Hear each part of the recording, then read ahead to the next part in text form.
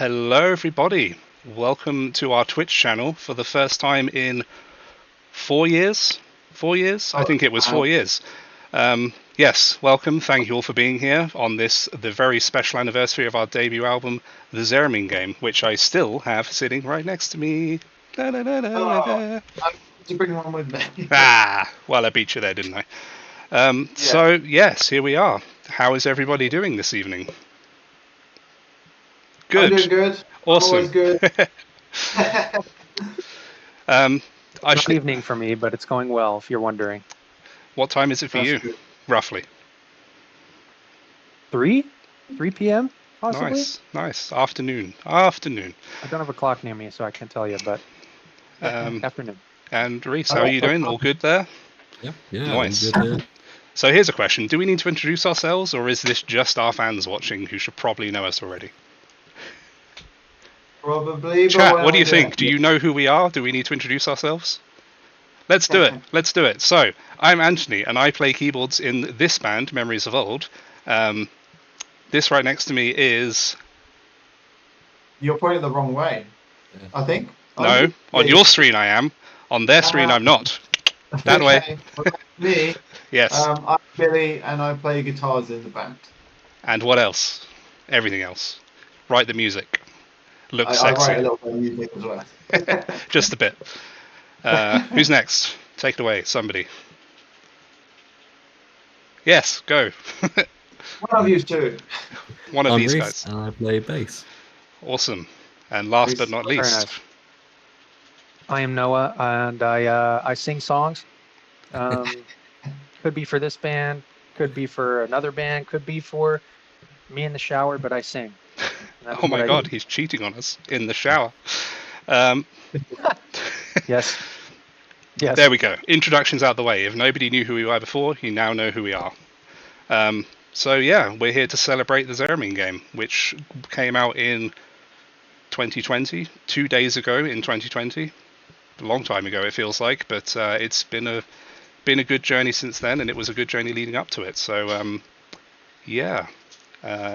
Billy, any stories to share about the origin of the album in particular? Well, I mean, firstly, I just can't believe it's been so long and like 5 years. Yeah. Yeah, that's insane. And I remember we always said that the second album would be much faster and easier to do, but that hasn't turned out to be the case. But it never does it? It will be worth it. But yeah, the Zeramin game. I mean, it was all a part of the formulation of the band, really. You know, because I wanted to know what to start writing about, and then I came up with a story, and then it all kind of gelled together. And I'd always wanted to write a musical, so I thought this is a good opportunity for that as well. So, and it was me coming to the roots to what I wanted to do, which was epic power metal. Yes. It's always been my first love, and then obviously to put together a band out of it was also a dream as well. And you know, we're really lucky to have such talented guys in the band. And also we have to apologise for Wayne. Unfortunately, he couldn't make it tonight. Oh yeah, I was supposed to do that at the beginning, wasn't I? Well done, me. Great host. Yeah, no, sadly he couldn't make it, but we'll see if he hops in. Maybe he'll show up at some point. Yeah. But yeah, so you know, started writing songs bit by bit, and then Tommy became involved, and that was obviously amazing as well. And yeah, just things just started to come together. I think when I first ever thought about the band was probably, I mean, this was way back. I would say like we know it was 2006, I think. 2006, right? Yes. I believe that came up on our last stream actually, and we did mention about 2006 being a key year when songs were starting to form and ideas were starting to come together, and the band name itself was actually already a thing way back then. Yeah, something I couldn't believe, like, because I was like, yeah, I even forgot about that recently. But then I discovered at some point that this video was still on one of my really old YouTube channels. Yeah. And it was a video of me playing what turned out to be Destiny, actually, the guitar melody to Destiny, which turned into the chorus. Yeah. Destiny. It was one of the earliest, easily the earliest idea that I had that ended up being on the album. And that was a recruitment thing as well, wasn't it? Like that was yeah, and I think like the end card to the video is like done in Microsoft Paint or something. It's like some but we have the video, so I was going to say it's one thing to talk about it, but how about we show the people this little piece of history from all the way back in 2006 of a young, fresh-faced Billy, even though you can't see his face in the video, playing what would then be released. Let me do some maths. 14 years later on our debut album. So, That's right. Guys, check this out.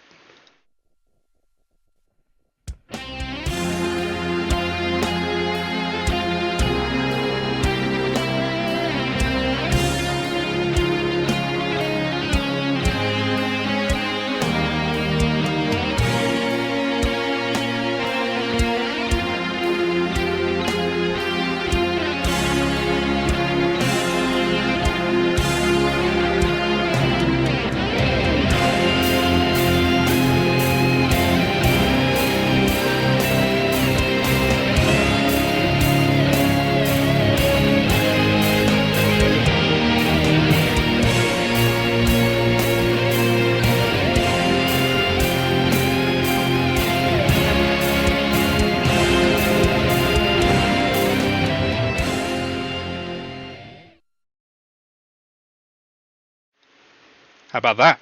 2006, little piece of history. And the song's not, it doesn't even sound that different. Like the core idea was all there, really. Like, yeah, I think I mean everything obviously was different. I don't think I used any of the original keys or anything, because I was using really rubbish patches back then. Like I think it was from literally like a Casio keyboard or something. I found a string patch, and that's about all I used. But yeah, no, in terms of melody, it was all there, really. Yeah. So like I think when I was writing the album, then I thought, well, it's time to break it down into a ballad and stuff.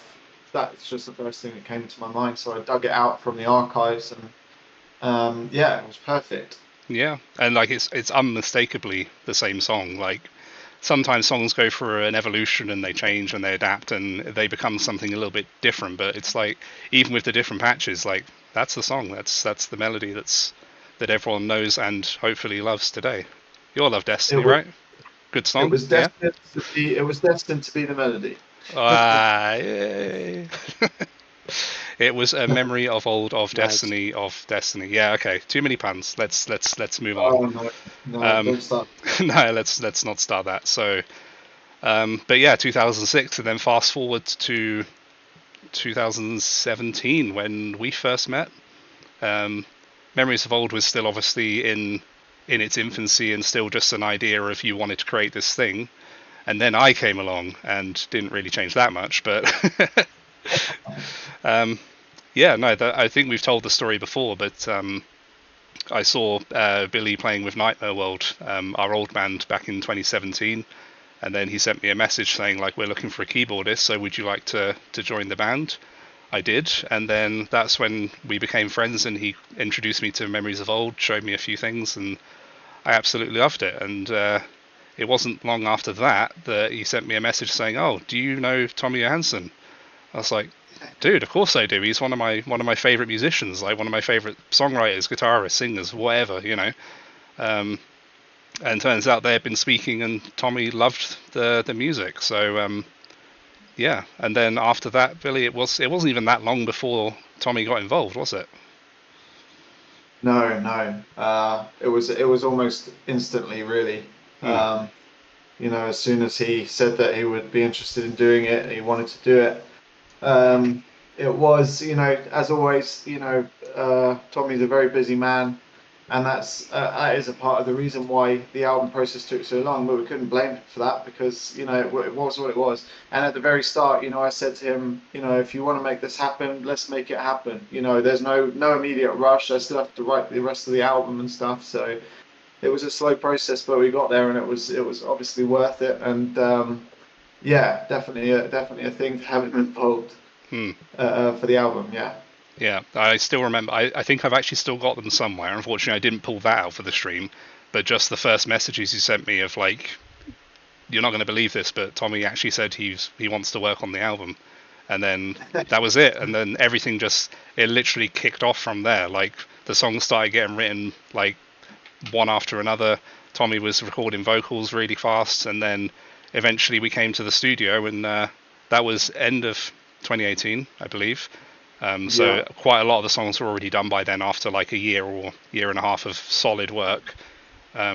And that was when obviously Alessio got involved. So any stories about that, about Alessio? I remember for a while we were looking for who we wanted to produce the album, and yeah, I think it was Alessio was one of the names that we had in mind for most of the time that we eventually settled on him, didn't we?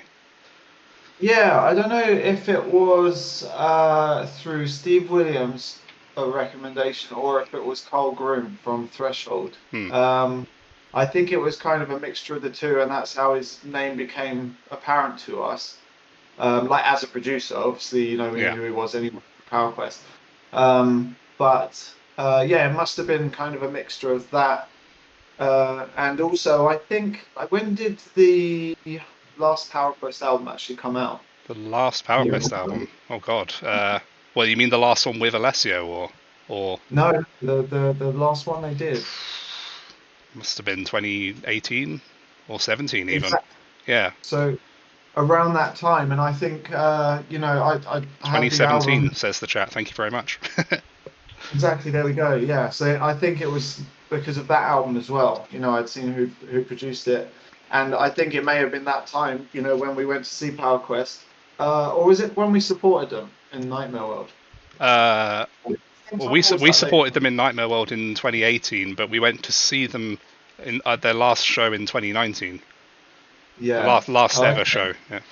Well, there was some kind of link there, and then I just started chatting to Alessio, and just really wanted to work with him. Yeah. And the albums would not be the same without him. No. For sure. And Alessio, obviously being a very, very important part of the band, we couldn't leave him out of this live stream, so we've got a little surprise here. Alessio sent a message for all of you, so here you go, enjoy. Hi guys, Alessio here. Just a quick message for this awesome anniversary stream for the Zeramin game, the debut album from Memories of Old, as you might know. Just Billy asked me to do a little video talking about the album and stuff, and I've got to say, when I think we started working on the album in 2019, if I'm not mistaken, maybe in 2018, end of that year. So now we've done a lot of drums basically at the studio to start the core of it, and then Billy worked so hard, and the guys, they worked so hard on tracking all the rest, guitars, bass, and all of the good stuff that goes on top. But I remember the album being, getting into the shape of what the album was gonna be, slowly but steadily, and it was amazing to see how the vision came about, and how many cool parts there are on this record and on these songs. I think Flower's Revenge probably is my favorite song out of the album. I just think the intro of it is really powerful and dark. It's got a bit of a darkness to it, maybe darkest from other tracks on the album. But yeah, really awesome stuff. Great playing from everybody. Tommy was sending in his vocals from they was recording at his place in Sweden, so we were talking about that as well during the sessions and trying to get everything to latch together and feel great together, and he did a great job. And I think I sang some BVs somewhere. I don't remember which song, but yeah, I think I sang some part they were missing or we needed or something. Yeah, so yeah, great.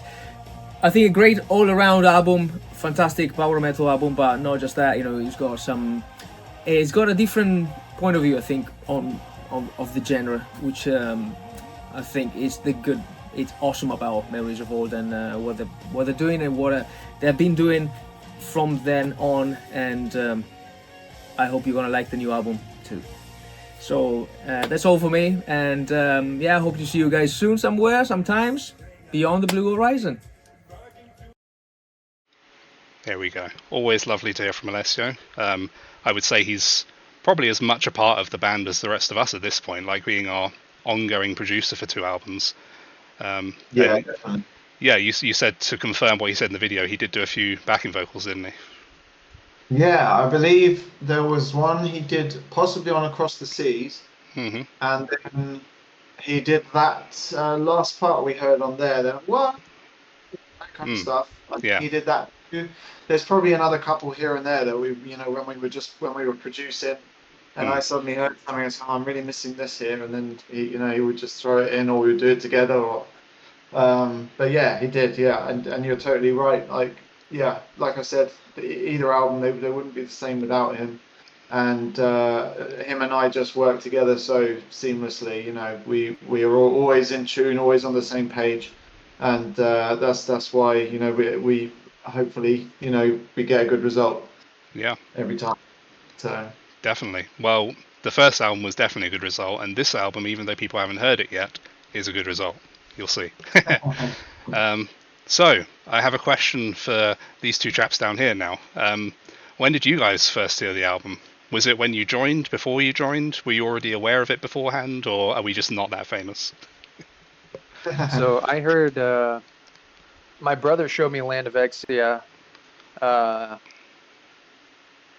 maybe like soon after it came out. But I was like, this is awesome. I'm saving this, and I'm going to listen to this as part of my playlist from now on. It wasn't until like 2 years later I was like, he sounds really familiar. I was like, who's the vocalist on this? Then I started doing research, and I was like, of course.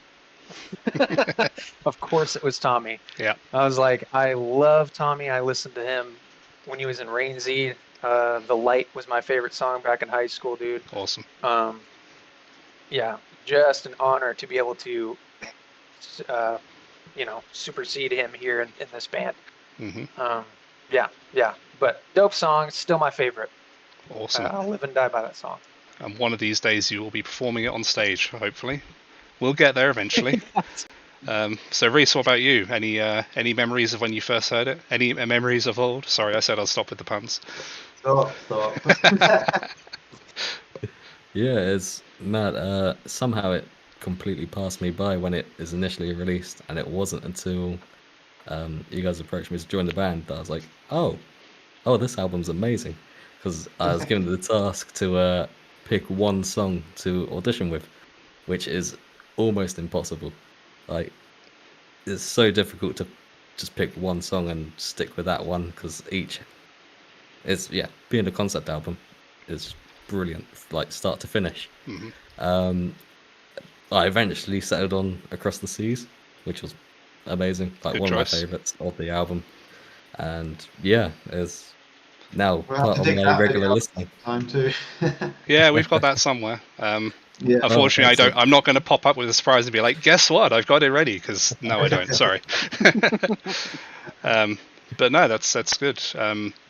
So It's actually funny, real quick, because I auditioned with I think the first song that you sent me was "Never Stop Believing" to try and audition for, and then I remember Billy was like, "It's good. We're gonna keep you." I was like, "Okay, cool." And then and you messaged me, and you were like, "Could you also record?" You're like, "Could you record Land of Exia? I just want to hear it." I was like, "Okay." Recorded that in like an hour. Yeah. You were like, "That was good."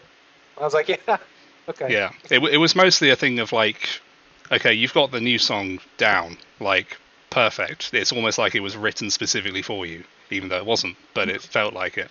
So it's like, okay, well, we all know that Tommy has pretty big shoes to fill in any band. Like, he leaves a wake of shoes to be filled wherever he goes. True. So for me, it was like, okay, like, I'm sure you can pull this off because I've heard what you can do on the new song, but I was really curious to hear if you could put something of yourself into some of the old songs, and you did.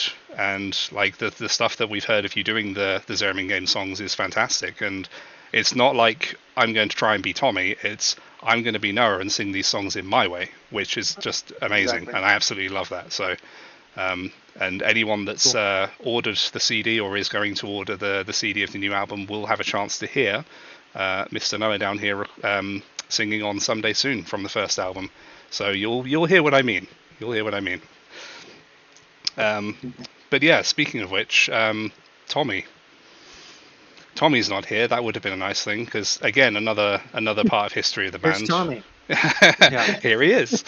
I think he's just been on vacation, I think, and then he's just got back and doing something else, so he couldn't quite make it, unfortunately. No, he couldn't make it to the stream, but it would have been lovely to have him here. But Majestica's a very busy band.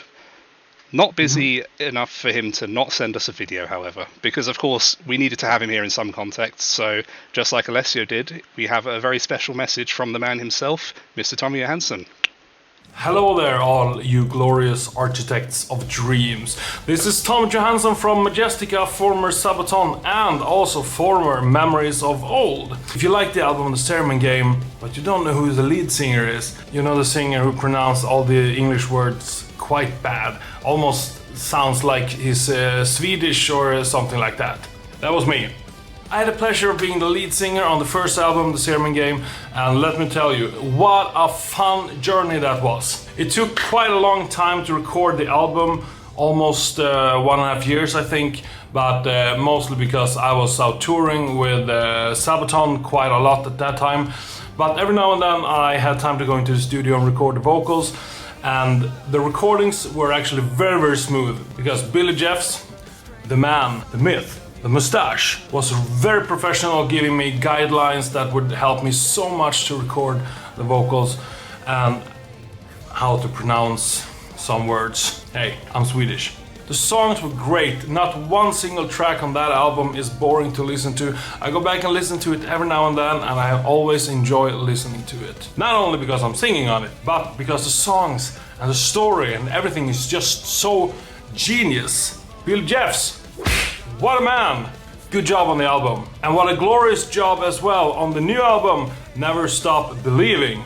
I would have loved to be a part of this album as well, but because there was so much work with Sabaton and Majestica a couple of years ago when this album were about to start, I had to step down as a singer of Memories of Old. But I got to do one album, and I'm very, very happy for that. Noah Edwards is a great singer. He's doing the vocal parts very well on this new album. And the songs on this album, wow, I have to tell you, these songs are made and written by a genius. I remember the first time I got the honor of listening to the album before it was released, and I was just blown away. So magical, the feeling, the atmosphere, the chords, the progression, everything, the melodies. It was like watching a Disney movie. You got all these memories coming back to me, these old memories. Pun intended. No, but seriously, what a great album, and I'm very glad I got to be part of Memories of Old at the beginning, because now the journey of Memories of Old has just started, and there's a bright future ahead for this glorious band. All the best to you guys, good luck with everything, and continue to blow us away with this magical music that you're writing and performing live. Hopefully, one day with Majestica. There we go, nailed it. Take care and enjoy the rest of the live stream. Bye bye! That was brilliant. I love Tommy. He's so good. and so much praise as well. Like, I mean, clearly he loved the album. He did sort of mess up Noah's name. Noah Simmons, yeah. Not Noah Edwards. But close enough. Close enough. Change my name then. Well, just to suit Tommy. That's fine. Yeah, We'll let him off. He was, I assume he was just off a flight and just back into his hotel, and he took the time to make that video for us and for you. So it was really nice to have him here. Like we couldn't have done an anniversary without something of Tommy here. So that was really cool. Definitely. So yeah. Anyone else have anything they want to talk about regarding the first album before we push things forward into the next section? Or actually, here's a good question, which no one's going to be able to answer, and Reese has already said he won't be able to answer, but what is your favourite song from the first album? It's the question from me before we even get to the Q&A section. Haha. Who first? Sorry? Who first? Not me, I asked the question. Okay, well, obviously it's very hard for me to choose. Mm-hmm. I think Zera's Shadow, as soon as I finished that song, I mean, you know, it just sort of felt to me, it was the first track that I wrote that felt like a journey, I think. And that's one of the things I always wanted to do. And the biggest influence for that kind of songwriting, I think, was Halloween King for 1,000 Years, which was always one of my favorite Pall Mall songs. And, you know, it was just every time I listened to that, you know, it was a long track and it had reprises, revisits, things like that, quirky bits thrown in there, here and there. So yeah, that was that. When I finished Zero Shadow, I think that was my first moment where I thought, wow, maybe I can actually do this, you know. Yeah. And then by the same token, Fowler's Revenge as well, because Fowler's Revenge is just such a dynamic song. Again, another journey. And yeah, so I think I would have to sort of pivot between those two, but maybe Zero Shadow, because, you know, it was the first big one for me. I think little story on that one as well. Zero Shadow very nearly wasn't the second single. It very nearly was Fowler's Revenge. But I think after you finished Zero Shadow, we listened to it and we're like, oh, we got to release this like as soon as, because this is so good. So that's how Zero Shadow became the second single, and Fowler's Army did not. Fowler's Revenge did not. Fowler's Army, that's you lot. But yeah, no. Little interesting tidbit of information for anyone that's interested. So, come on, Reese, you got this. What's your favourite song? Is it definitely Across the Seas, or are you kind of? Is there another one maybe? The one that I listen to the most is Someday Soon. Ooh, that's the one that pops up a lot, and it's brilliant. And yeah, I can't wait to hear Noah's rendition. It's gonna be amazing. For sure. Yeah. Yeah, it has to be between those two. It's difficult to make a final choice. Yeah. So I'm just going to say both of them. I won't force you to make a final choice yet. God, no. What about you? I mean, you said Land of Exia, obviously, but any other standouts for you? Someday Soon has to be up there for sure. That's still on my playlist too. I will say that after I did something with it, it is hard for me to listen to the original. I'm sorry. That makes sense. It's just true, because I had the chance to do some things that I wished. It's weird because when I listen to songs, I wish. I'll sometimes listen to a singer and I'll think, man, I really wish he would have done this here, just in his voice. That would have been so cool to hear. So now I get the opportunity to do that myself. Yeah.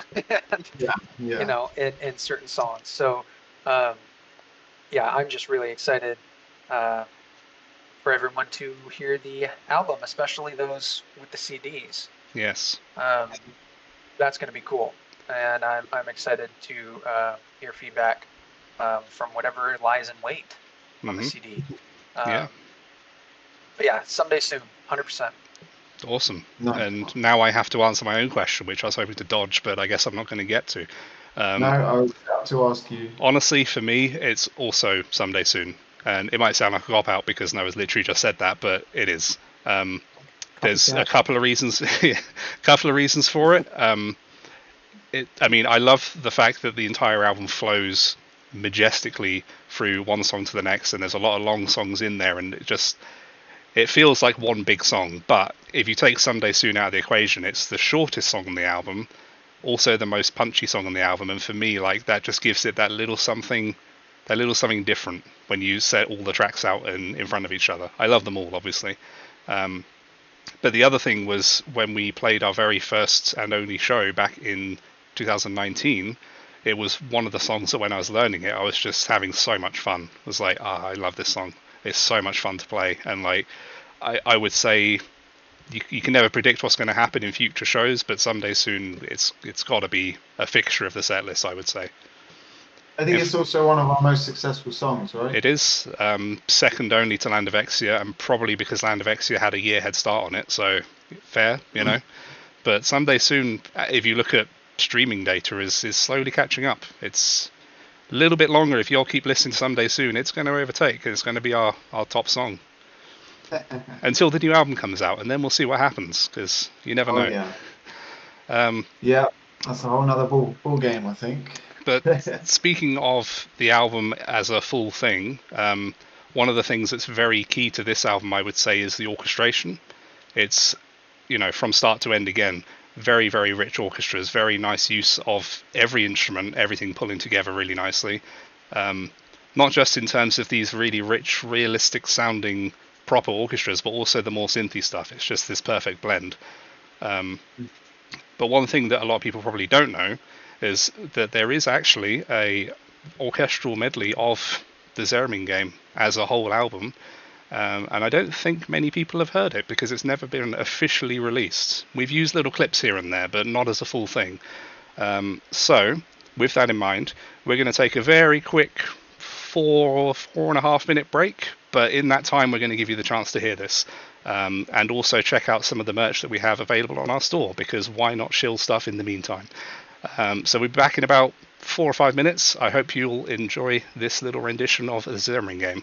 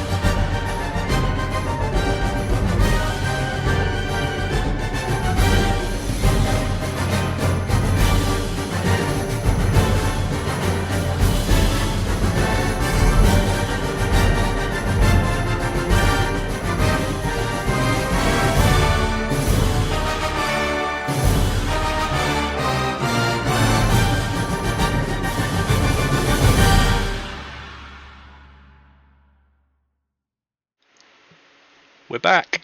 How was that? Did everyone enjoy that? I haven't heard that in full for quite a long time, actually. Even when I was setting up the whole stream, I just kind of put it in and was like, yep, this is going to be a cool thing to show everyone. But that was the first time I've been able to sit down and just listen back to back and be like, this is awesome, I like this. And as you probably saw... Yeah, sorry, go on, Billy. No, I was just going to say a little bit about the guy who orchestrated it. Yeah, go ahead. Simon Gargrave. He was a friend of mine in secondary school. I think as early as like year 8 or 9, something like that. And he was always, he was always an amazing pianist from that age. And obviously, born to compose and to and work with orchestras and things like that. He's a musical director for a lot of musicals that around the country. And I think we got back in touch for whatever reason. I hadn't spoken to him for a long time, and he asked what you up to, and I was like, well, I'm about to release this album, or I don't know if it was already released, maybe it was. But then, yeah, he kind of, I think a few days later, just sent me a little, 10 seconds of something that he'd done to mess around with it. And I was like, oh, well, man, that's really cool, because he'd done some slight variations on things. And then I just asked him, I said, what do you think about doing a sort of 4 or 5 minute take on the album? Pick your favorite parts and stuff. And yeah, I said, I'd really love you to do that. And then this is what he came out with. So yeah, he's an amazing musician, and I love what he did with the themes and the alternate twists and turns that he put on it. It's an amazing piece of music. Yeah, he really did, and I've seen comments in the chat about playing it again.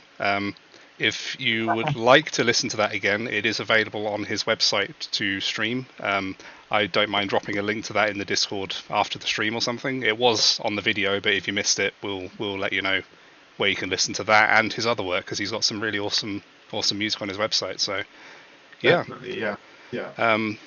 Post stream, guys, I will let you know. So you might have also noticed during that little slideshow that we do have some new merch available with the new album on the way.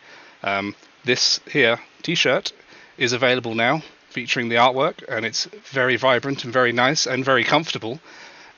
We've got other things as well, like this flag behind me that you can't really see properly, but I'm not moving my webcam because that's just going to be a disaster. But there you go, the flag. It's nice and epic, as you would expect. And also the album itself is now available for general pre-sale. So if anyone hasn't already bought one through the campaign backing, which we're still very grateful for every single one of you that did, you can now just get yourself an album alongside your normal merch whenever you want. A little bit of information while we're here. The merch will be sent out immediately. That is all made to order, so you will get that as soon as it's done and sent to you. The CDs are being sent out by us ourselves, so they will come a bit later, closer to or on release date, roughly. So there we go. That's the merch talk over with.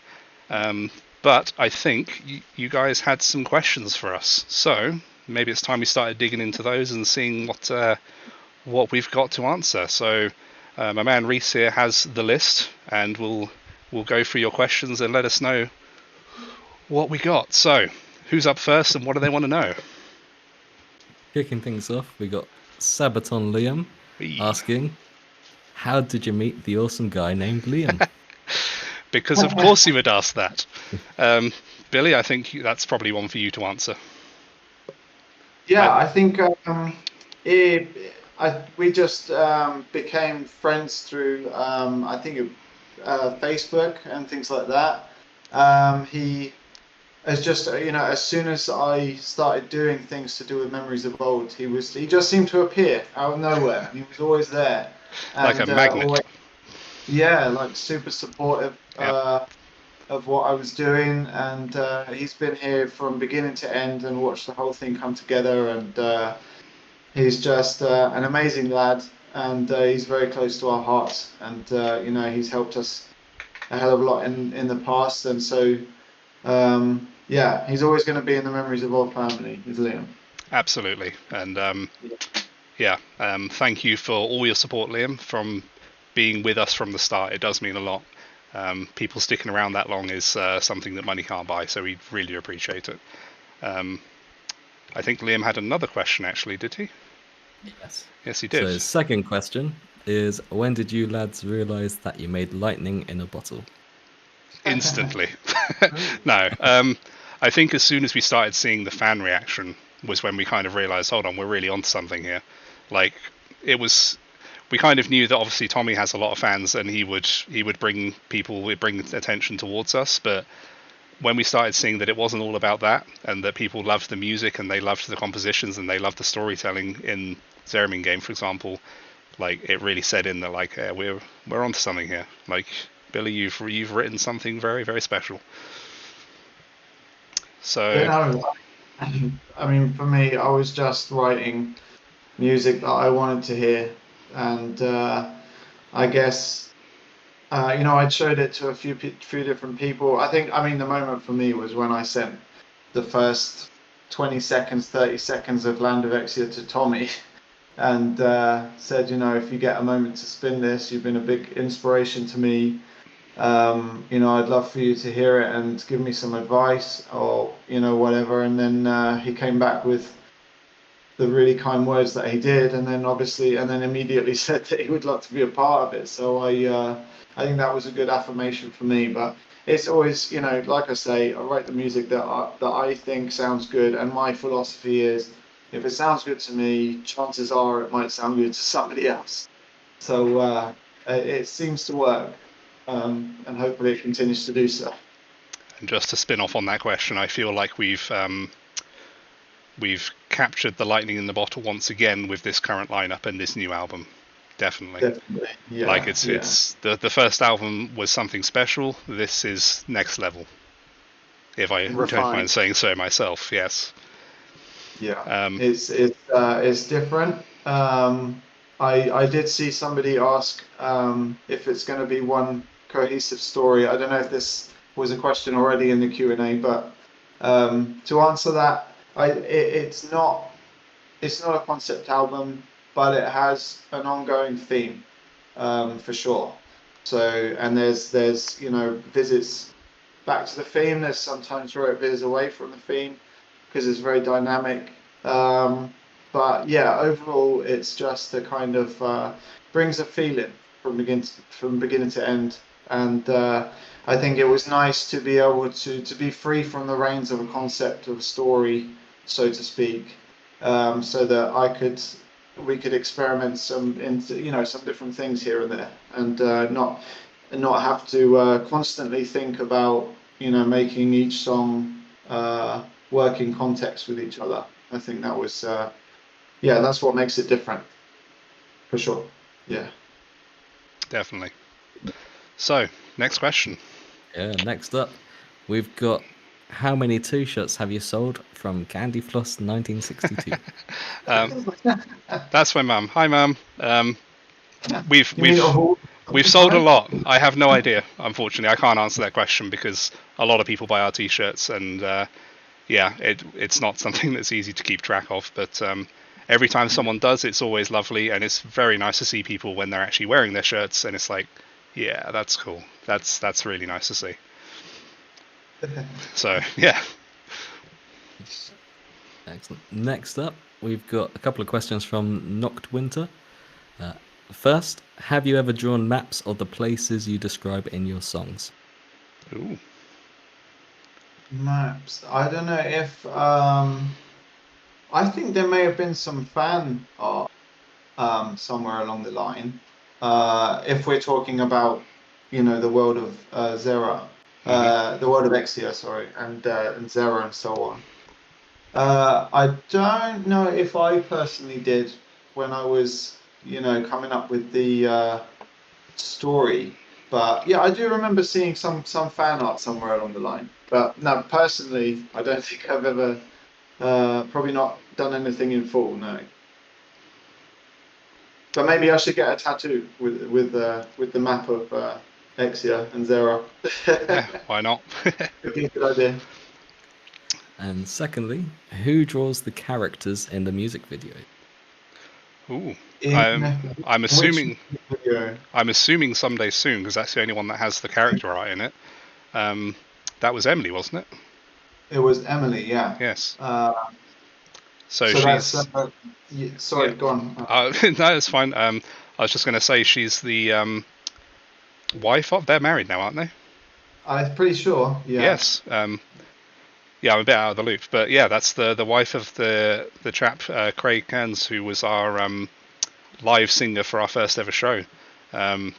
Stepped in at the last minute to fill in for Tommy, who unfortunately had other commitments, being very busy with Sabaton at the time. And yeah, he did a fantastic job. And then Emily ended up doing the character art for us, which ended up being in the Someday Soon video and also in the album booklet. So yeah, she did a great job. Really brought the essence of the characters to life. So yeah, I love the style that she used. Yeah. It was really good, and obviously that's why we used them in the booklet as well. I don't know. Sorry if you said that already. Yeah, I did. Yeah. No, it's fine, but yeah, it's they did it really good in there.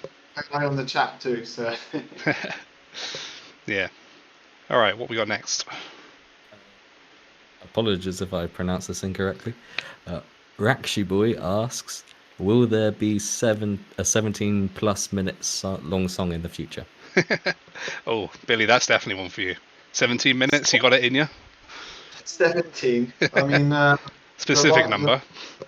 I mean, if you've been paying attention, you've seen the track times for the new album, I believe. Yeah. Yeah. So perhaps not on this one. Zeramin game was 14, and I think that was pushing it. I mean, if I want to go full change of seasons one day, maybe I will. We'll see. It depends. It always depends on whether the album calls for it. Sometimes it does, sometimes it doesn't. Like it would maybe be nice to do. I think it would always have to be a final track. I think the big finish kind of thing. Yeah. Similar to Dream Theater have always been a huge influence to me, and but then again you have 6 Degrees of Inner Turbulence, which is technically the first CD is one song, which is like an hour long or whatever it is. Yeah. And split into small parts, but it's all one piece of music. Maybe I'd like to do that one day, but we'll see. We're all going to be chipping in with writing for the next one, I think. So we'll see what happens. So so Noah, how do you feel about singing a 17-minute song live with vocals in every section? No. See, I was gonna say, I was like, I don't think I could do it. Yeah. I don't know if I could hack that. That sounds strenuous. Mm. And definitely an album-only song. Yeah. If we play at the end of a 2-hour show. Yeah. No, we do a small show where they say, well, you've got 17 minutes for your set, is that all right? We're like, sorted, we got just a song. There you go. Nice. All right, what else we got? Excellent. Dan Thompson asks, Hey. and this goes to everyone, if you could get any movie star to appear in a Moo music video with you, who would it be and why? Shout out to my brother. Very nice question. I might need a second. It's a very, very interesting one. Movie star to act in a music video with us. Anyone else got any thoughts on that one? Any stars? Any movie star to appear in a music video with us. Oh, I don't know. I'm gonna have to think about that one for a second. Oh, we should have read the Hewen questions ahead of time. What you got? Sam Hewen from Outlander. Ooh. Oh, yeah. Yeah. I think Yes, big Scottish man with rippling pectorals. That'd be Can't go dope. wrong, right? Put that on the album cover at that point. Yeah. Yeah. that would be good. Can I be an absolute cop-out and say, even though it's impossible for it to happen now, and Liam just stole my thunder, Christopher Lee? I was gonna say. I mean, come on. Yeah. I was literally just about to say it, and then I looked over at the chat and I'm like, god damn it, Liam. You could also do Ian McKellen at that point. Yeah, true. Also another good pick. Or, if you really want to, you could just use Dwayne The Rock Johnson, because he's in everything else. Why not be in a Mew music video, huh? Well, I was gonna say Jack Black too. Yeah, why not? Just don't get him into the songwriting. You never know what will happen. Yeah. Any thoughts on that one, Reese? Anyone coming to mind? It's difficult. It is. Yeah, Patrick Stewart would be amazing. See, now I'm disappointed I didn't say it. Sorry. Go ahead. That's all I got. It would be amazing. I'm not going to change my answer, but I'm going to add that to mine as well, because why not? I'm stealing your answer. I have 2 now. Brilliant. Yeah, Reese, you win that question. I agree. Right, what else we got? Cool. Next up, we have, again, apologies if I say it incorrectly, Amber Aquila asking 2 questions. First, was there a specific detailed place that you imagined whilst writing those songs?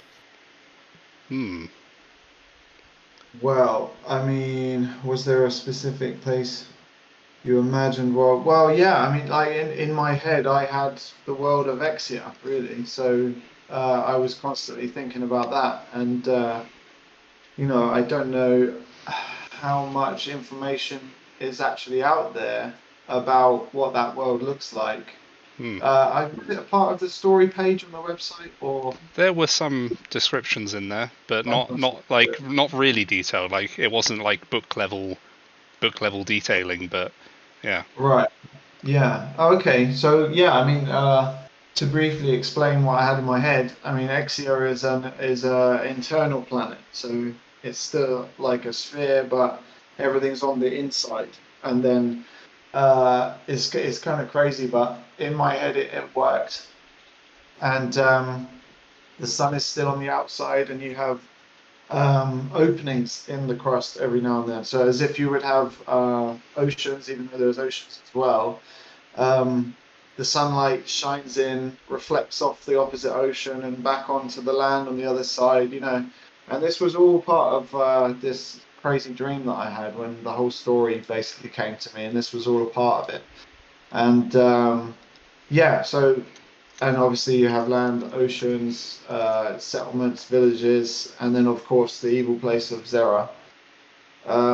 So yeah, I guess when I was writing, that's where I had that environment already in my head, so that's what I was constantly thinking about to make the story fit and flow, Yeah.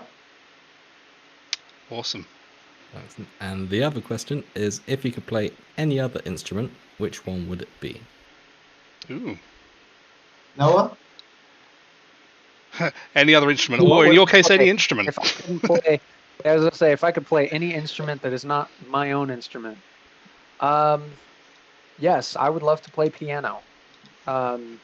So keyboard, something like that, mainly because it transitions into songwriting impeccably. To be honest, I feel like if someone's a pianist, they can be a songwriter. Agreed. Mm-hmm. Yeah. Reese, what about you? That's tough because I already play so many instruments. I've never played banjo, so Nice. that's intriguing. I have no idea. But I'm used to 5 strings anyway, so I reckon you need to pick it up. Yeah, I was about to say, banjo-driven song on the next album. Here we come. Billy, any thoughts? I think, I mean, I kind of have played or at least dabbled with instruments that I've wanted to play. Same as Reese, I've played a fair few and have played instruments in the past that I cannot play now. I mean, I was brought up playing in a brass band, and I used to play the cornet, which is like a smaller version of a trumpet, and I think I was taught how to play that by my dad as soon as I could hold the thing. So, by now I tried to actually pick it up again, a few months ago, and I just cannot fathom how I was able to play that thing as like a 5-year-old. It's impossible to me now. I would have to practice that a hell of a lot more. I dabbled with violin at some point, but in terms of things that I would be interested in learning, I can see a few people saying hurdy-gurdy. I mean, everyone needs to have a crack at that, right? Yeah. That's crazy. I think maybe after 10 beers, I might want to try the bagpipes or something. Perfection. But yeah, there's a few things that maybe one day, when I get a bit more time, I would give a try to. Yeah. And the chat stole my thunder once again because I was going to say hurdy-gurdy because it's such a cool, weird instrument, and the sound is just... It fits in certain contexts. It doesn't fit everywhere, but like when it works, you know? Actually, I did, sorry, just think of one more that is actually genuine. Go on. I said the bagpipes, but I think it's pronounced the Uillean pipes. Yeah. Is that correct? Sounds right. I know what you mean. I don't know if the pronunciation's accurate, but I just think, a lot of people with bagpipes is you either hate it or you love it, kind of like Marmite or I don't know what else. But the Uillean pipes I think are just beautiful. Yeah. And obviously that love came from the James Horner's soundtrack for Titanic, because that soundtrack's very close to me. And so maybe one day that's what I need to do, and then we can have that on album 3 or something. Yeah. Another one for me is it's a Chinese flute. I think it's called a xiao, if I'm pronouncing it right. It's like Xiao, xiao. Is that sound right to people? I don't know. Which I literally do have, like over here somewhere, but I just never sat down and learned it properly. It's on the cards. I intended to, when I was in high school, I was going to buy, I had it in my Amazon cart, a Chinese mandolin, the Luchin. I wanted to try. Didn't work out. Well, when we get around to these things, we'll have a Chinese style album, maybe not. I think a few people were saying triangle as well, but I would have to stick with electric triangle if I was going to do that. Yes. Electric Great triangle, tambourine. love it. All right, what else we got on the list? Next up, we've got 4 questions from Gwendolyn. So our first one is, how old was everyone when they started playing their instrument? And you get a bonus point if you tell us about other instruments you can play. Ooh, okay. Well, I'll take the lead this time since I keep going last, and you guys can have a bit more time to think this time. I always had a keyboard around growing up. Like there was always just like a little, not a full one, not a professional one or anything, but like there was always one around, and I always loved to just tinker around on it. But I could never play. I didn't know what the hell I was doing with it, and I never really had aspirations to do music for a long time because I didn't believe I had the ability to do it, so I just didn't. And then when I was in college in 2006, I believe, maybe 2005, somewhere around there, a friend of mine knew that I was into metal, obviously, and was like, well, have you ever tried playing guitar? Like, it's really fun, and like, if you like this style, like, maybe you'll enjoy it. I was like, well, nah, I don't know what the hell I'm doing. He was like, no, you can do it. Come on, anyone can if you learn, which is true, and I will vouch for that now. And he sold me his old guitar with like a little practice amp, and it was like one of those knockoff Strats, the same thing that we all start on, basically. And I just, sat there and just started learning bit by bit, trying and failing to play Metallica songs because that's what I loved back then and still do now, to be fair. And yeah, it wasn't until sometime later in 2010, I want to say, that I finally started thinking, well, I want to play with other people. I want to start like trying to get a band going, which wasn't an aspiration before because again, I didn't believe that I had the ability to do it. And yeah, I found a friend of mine who we still do things together now, actually, many years later. And he was an amazing guitarist, has only got better over the years. And I, funnily enough, I was like, well, he's so much better than me, and we're wanting to do symphonic power metal, but finding a keyboardist is going to be absolutely impossible. So why don't I just play keyboard instead? And that's how I became a keyboardist back in 2010. Picked it up, and basically from nothing to where we are now. So yeah, if you want to give me my bonus point, I will also say that I can play bass. I can also play acoustic guitar if that counts as being something different. And yeah, I have things on the list, but they're the ones that I can actually say that I can play. So there we go. Who's next? Noah, when did you start singing? So, kind of a long one, to be honest, because I did not know that I could sing until I was like maybe 16. But before that, let me preface this by saying that you don't have to be born with the ability to sing to be able to do it. You just don't. It is purely a matter of knowledge and learning, and trial and error and practice and all that, just like any other instrument. You know, when I was really little, I noticed, I've always known that I've had a ear for music, because when my, you know, big Nintendo guy, you know, so we'd be walking around the house, me and my brother would be humming like the Mario theme song or something like that. And it would always piss me off, because if there was a wrong note, my brother, he just couldn't get that. he would think he's singing the right thing, and I'm like, it's not that note. It is not. I would get mad about it. That sounds like yeah. So I as you know, the years went by, so I was 16 and I started up it must have been between maybe my freshman and sophomore year in high school, you know, which was grade 9 for those, you know, Europeans and other parts of the world out there, the UK guys, grade 9 and grade 10. Mm-hmm. Just to be, like, between there is when I realized, like, I guess I actually can't sing. I didn't know. I'd always done it. And I'd always walk around the house in the shower or whatever, and I'd be singing and stuff. And I didn't realize I was good, or at least moderately good. I can't say that I'm good, can I? But I didn't realize that I was above average, let's say, until I was 16, and I joined choir.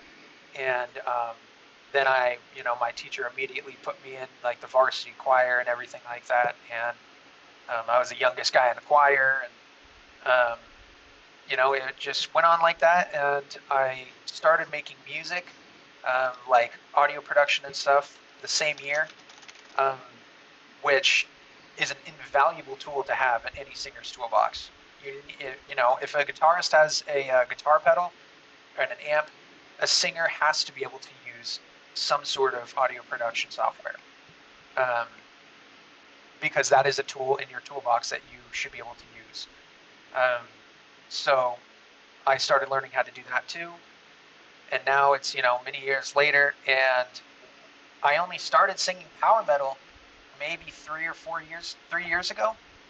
And it took me a while before I actually liked how I started to sound. You know, I did have to kind of get used to how I sounded, especially in recordings, because that's another thing no one tells you. You know, when you start trying to record your voice, you think you sound like a chipmunk. You sound like an idiot when you hear your voice when you're recording for the first time. But you get over that quick, and then it's a matter of practice and just getting it down and learning how to record in time. And yeah, eventually I liked how I sounded when singing power metal and super high stuff in my mixed voice.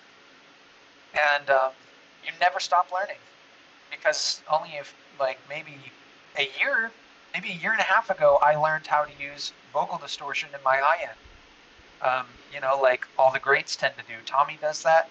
On certain notes, he likes to implement a little bit of distortion, just to give something a little extra push. I finally learned how to do that after years of trying. But yeah, you never stop learning, and I never intend to stop learning. So yeah, that is how I learned how to sing, let's say. Awesome. Yeah. Reese, how about you? Cool. There was a second part to the question. What was the second part? Do you play any other instruments? Oh yeah, that's right. No. Straightforward. Still get bonus points because you did answer. Yep. I did. Yeah, I started quite late. I was 15 when I first picked up guitar, and then I thought, there's too many strings, too difficult. I'll try bass guitar instead. And yeah, did all right with that for a year. Joined a band with a load of friends, and here comes my bonus point. I now play electric guitar, acoustic guitar, drums, keyboard, do a little bit of singing. And yeah, that's it. Very much, if an instrument has strings on and I know it's tuning, I can probably get something half decent out of it. Don't need the rest of us. You can just record everything. Wonderful. Again, it's not a master of anything. band. Well, maybe a master of bass. Yeah. Who knows? I would say so. That's for someone else to decide. And yeah, okay at the others.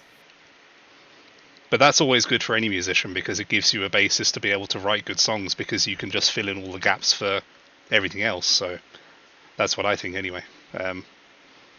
Awesome. Next question. Did Billy answer Did Billy answer? Billy, I'm moving things forward without you. Oh, so the question it was how old? And yes.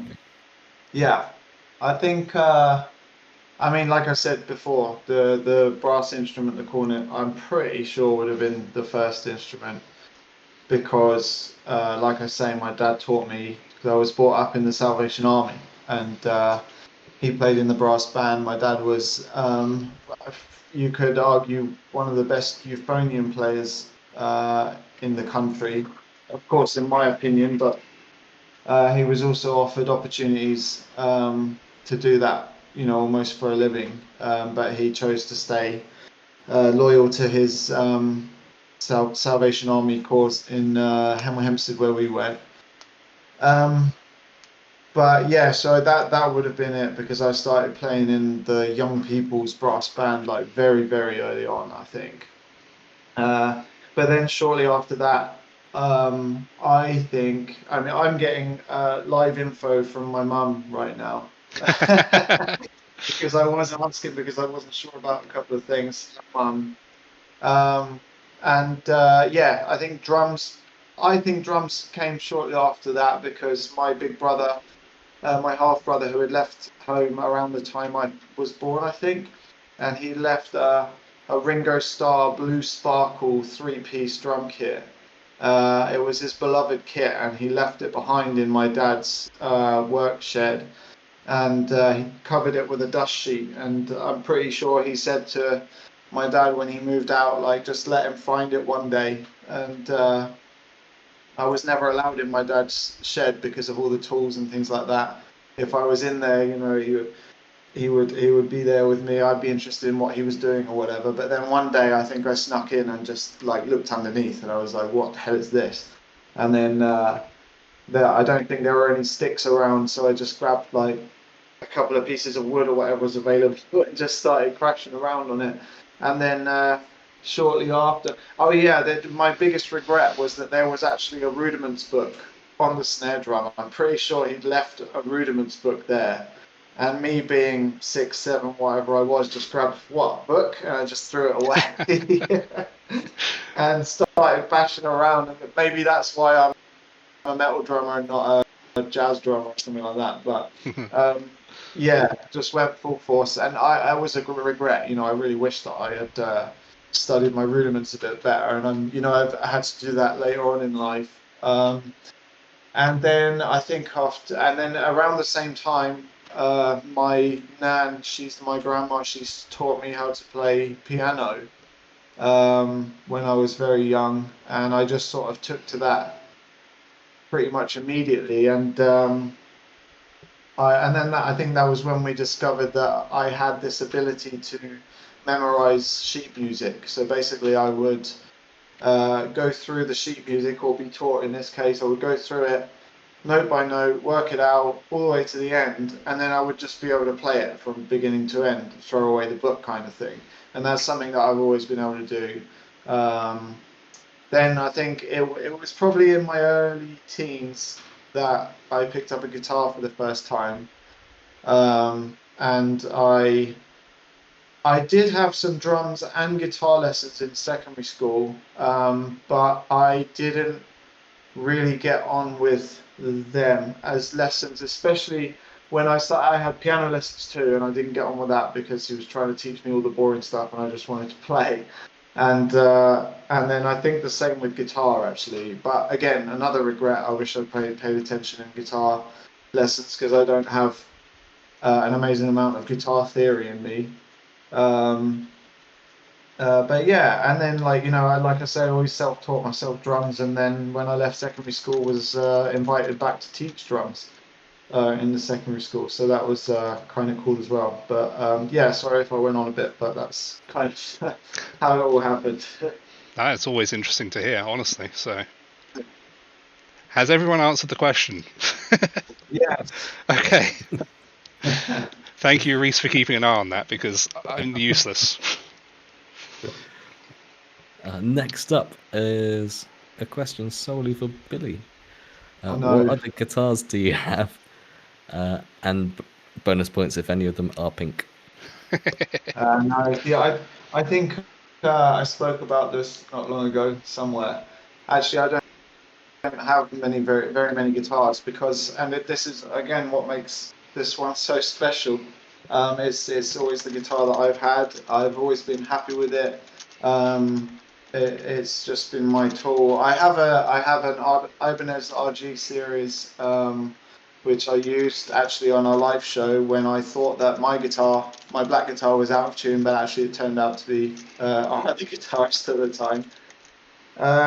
I've had some other guitars in the past. I had a nice white Strat because I'm a big Yngwie Malmsteen fan. Unfortunately, I didn't have the scallop frets.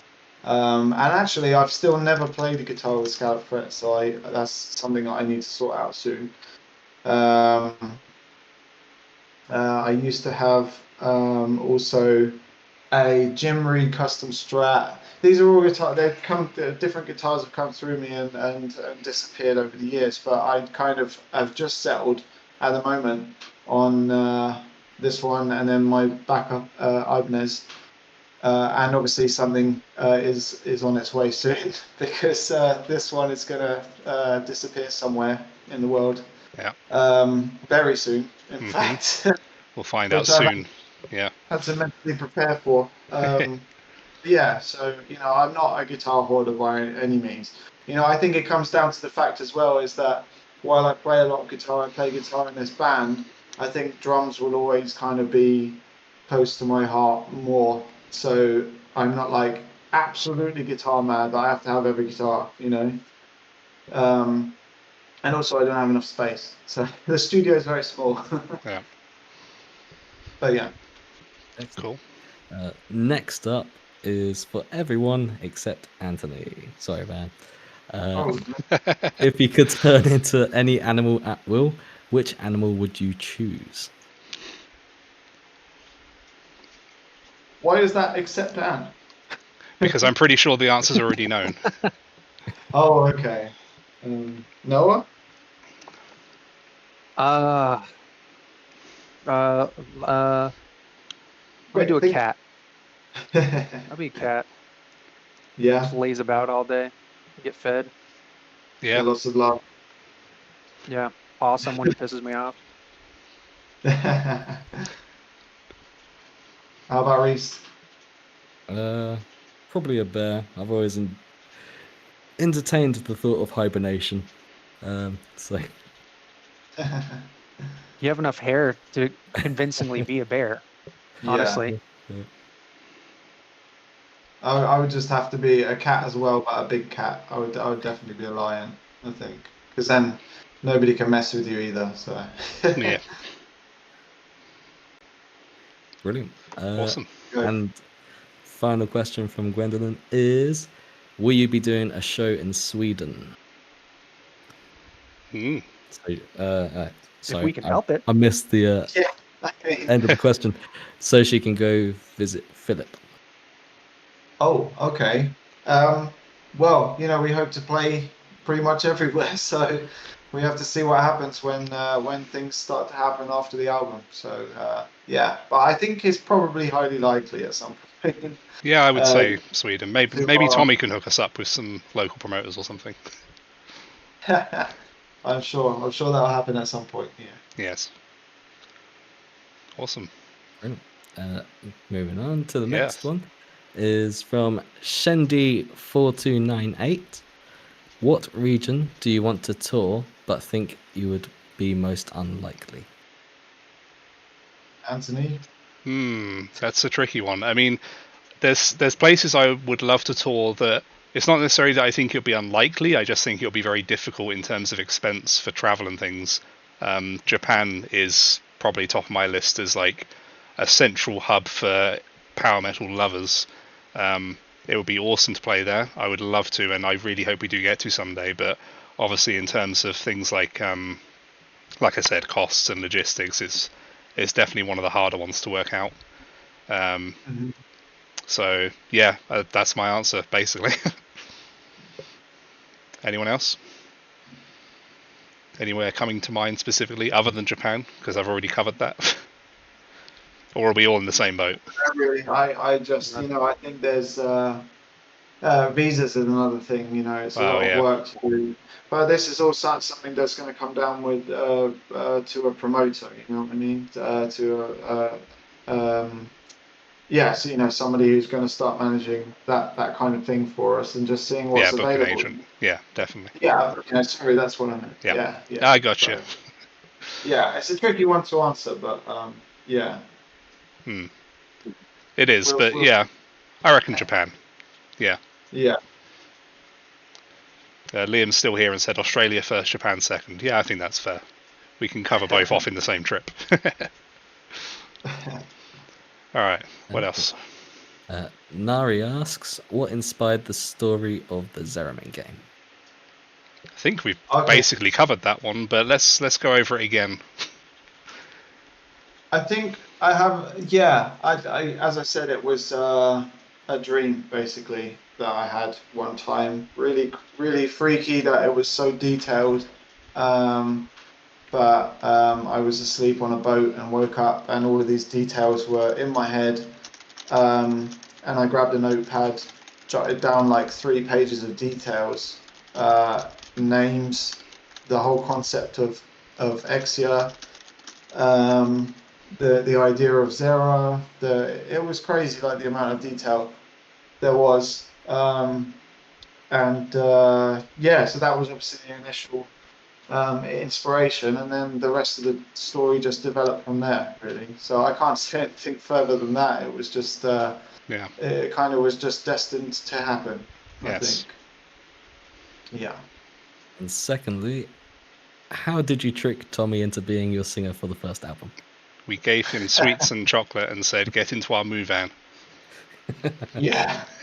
I mean, as mentioned before, I'd like to think it was the music that I sent him. The instrumental first 30 seconds, minute or so of Land of Exia, and he just seemed to love it and wanted to be involved. So we made it happen. Yeah. Cool. Annendorf asks, would you ever consider doing another concept album in the future? I guess. Well, what do you guys think? Because it's not. I think. I mean, I love concept albums, but I think there has to be a balance, and I think that's the balance that we're striking now with this album. Like, we've done a concept album, and it was amazing, and it was lovely to have that story and to tell a tale, so to speak. But now with this album coming out with just some back-to-back hard-hitting songs with, yes, a running theme, but not necessarily a story, it meets that balance really well. Doing another concept album, I think it'll be cool, but I think you can't force it. Like, there has to be an inspiration or another dream while Billy's on a boat or something to trigger a new album like that. Like, you can't just come out of nowhere. So if the right inspiration comes and a story gets spun up from something, then yeah, I reckon we'd be up for doing it, but can't force it, You know what? That's the title track of that album, by the way, is Billy on a Boat. Billy on a Boat. Yeah. I'm down with that. That's good. Yeah, I think maybe in 10 to 15 albums time we might do Zeramin Game Part 2. Yeah. Maybe we'll do something for the 10th anniversary, who knows. Got 5 years to plan that. That very handily answers the second question. Have you thought about a sequel? Yes. Moving on. Oh, well, there you go. Yeah. Not immediately, but I mean, nothing's out of the realms of possibility one day. Yeah. the album's very special to us, so it'd be nice to revisit it somehow. Whether it's a follow-up album, whether it's like a little EP to conclude the story, whether it's just a single that kind of wraps things up, or a single as a prequel or something. There's always things you can do, so we'll see what happens. Yeah. Finding the next How are we question. doing? Yeah. We have a few more left. Yeah. Okay. Again, apologies if I say this incorrectly, but Berenike asks, what made each of you take up music/play instruments in the first place?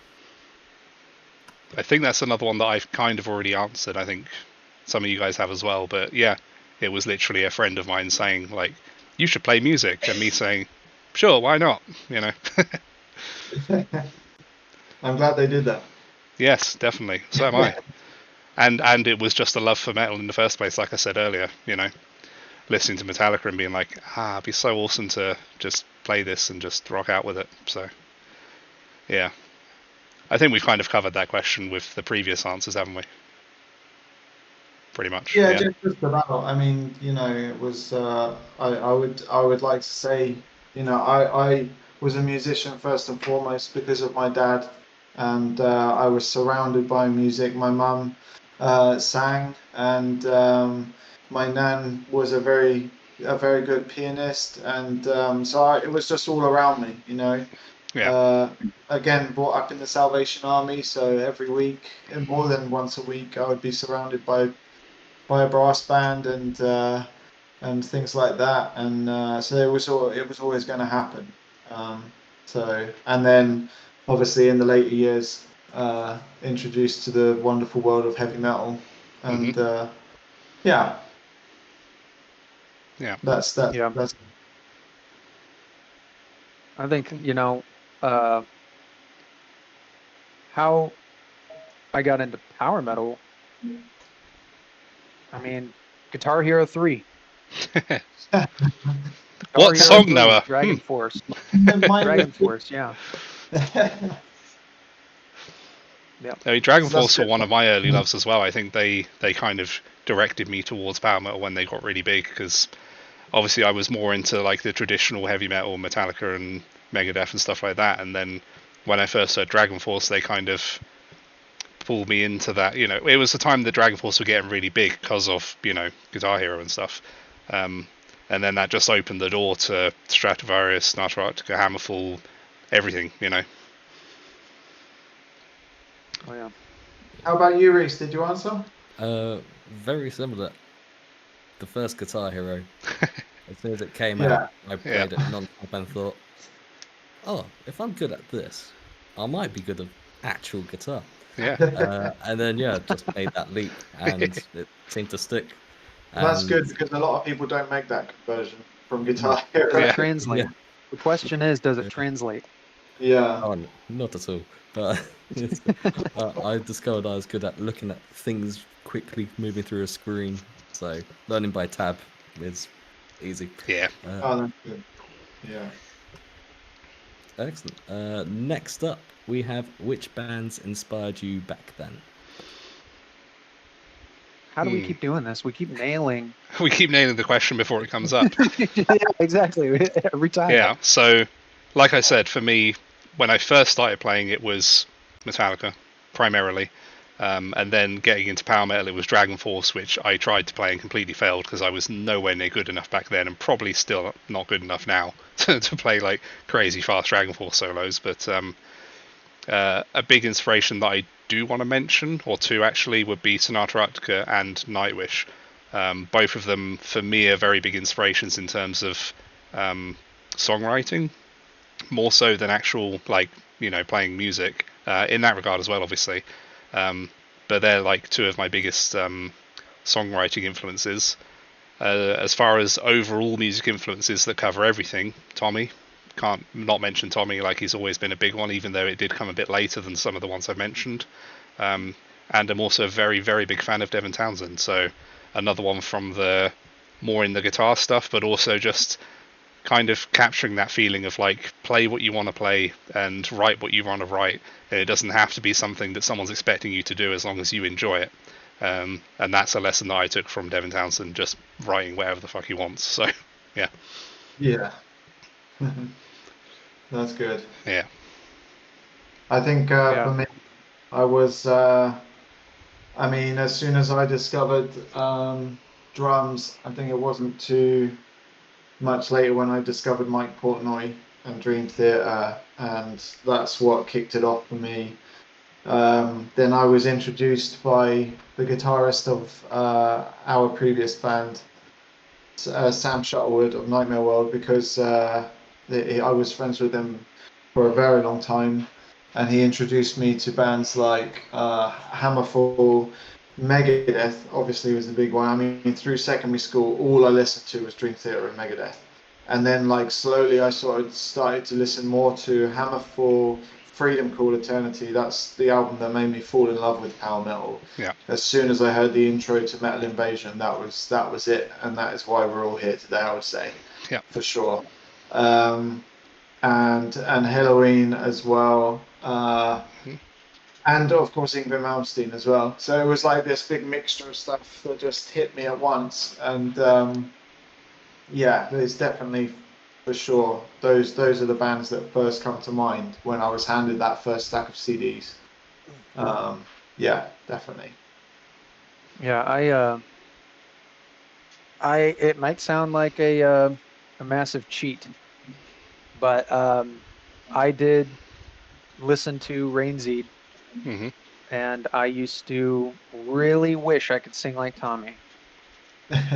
I loved his voice since when I first heard him, and so yeah, major, at least in terms of vocal inspiration, Tommy is up there. And Christian Eriksen from Twilight Force and North Tail. I absolutely love that man. He's another inspiration that I try to style my voice in that way. It's a little bit difficult for me because I have a really poppy voice. Coming from singing pop music into singing power metal was an odd transition. And vocally, I have tried to make it translate as well as I could.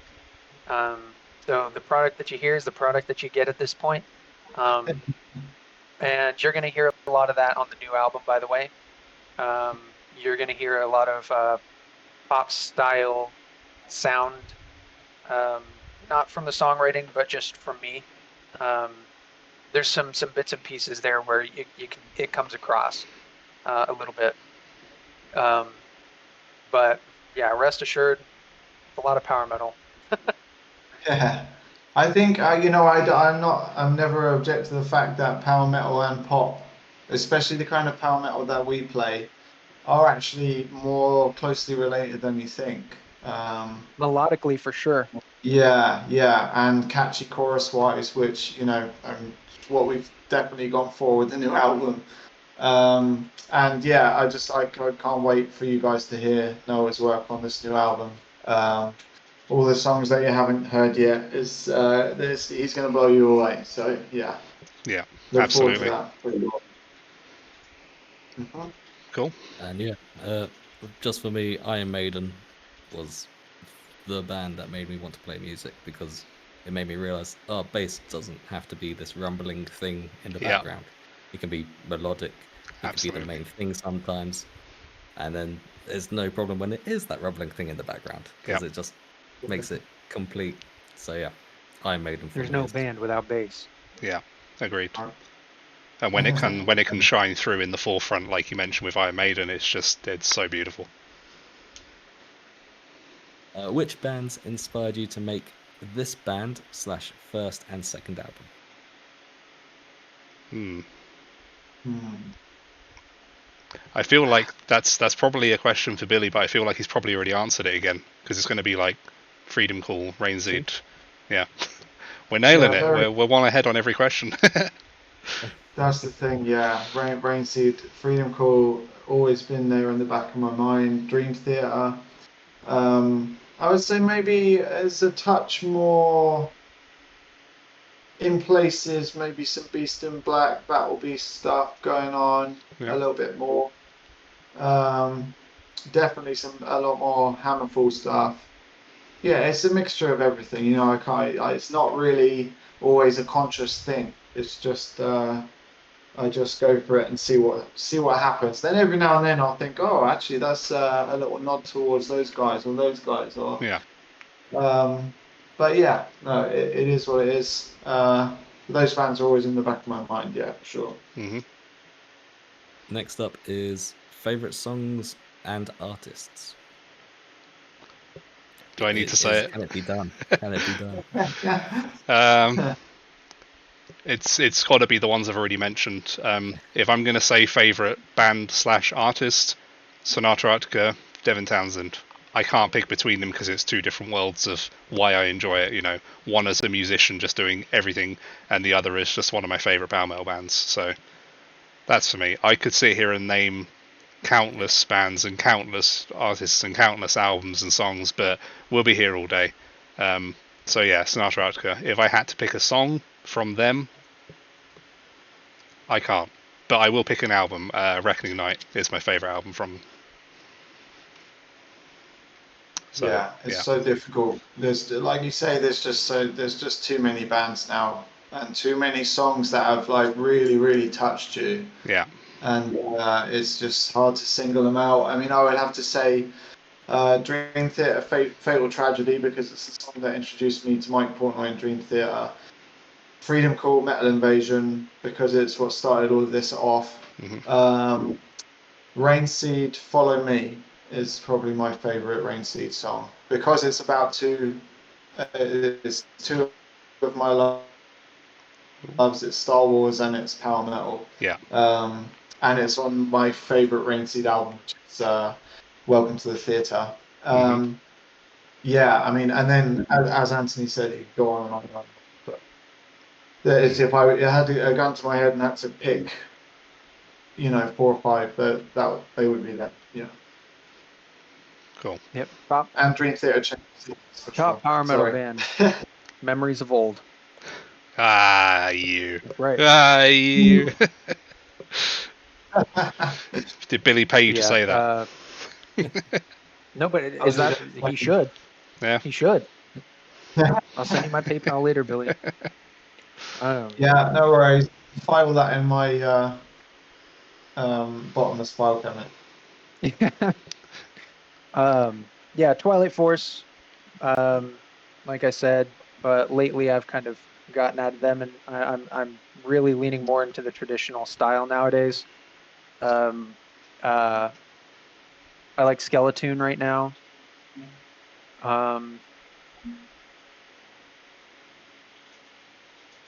Egg Guy. There you go. Yeah. That's a good one. We had this chat just the other day. Egg Guy. Yes. Yes, we did. The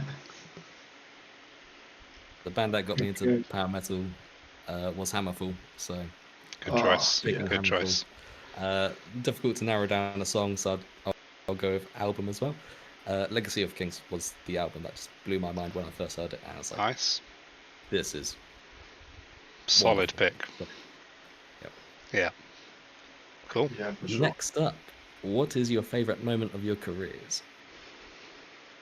I could pick 2 for different reasons. No, 3 for different reasons, and it's very hard to single them out. So I can't really say this is a moment, but just being a part of this band is definitely one of my biggest highlights.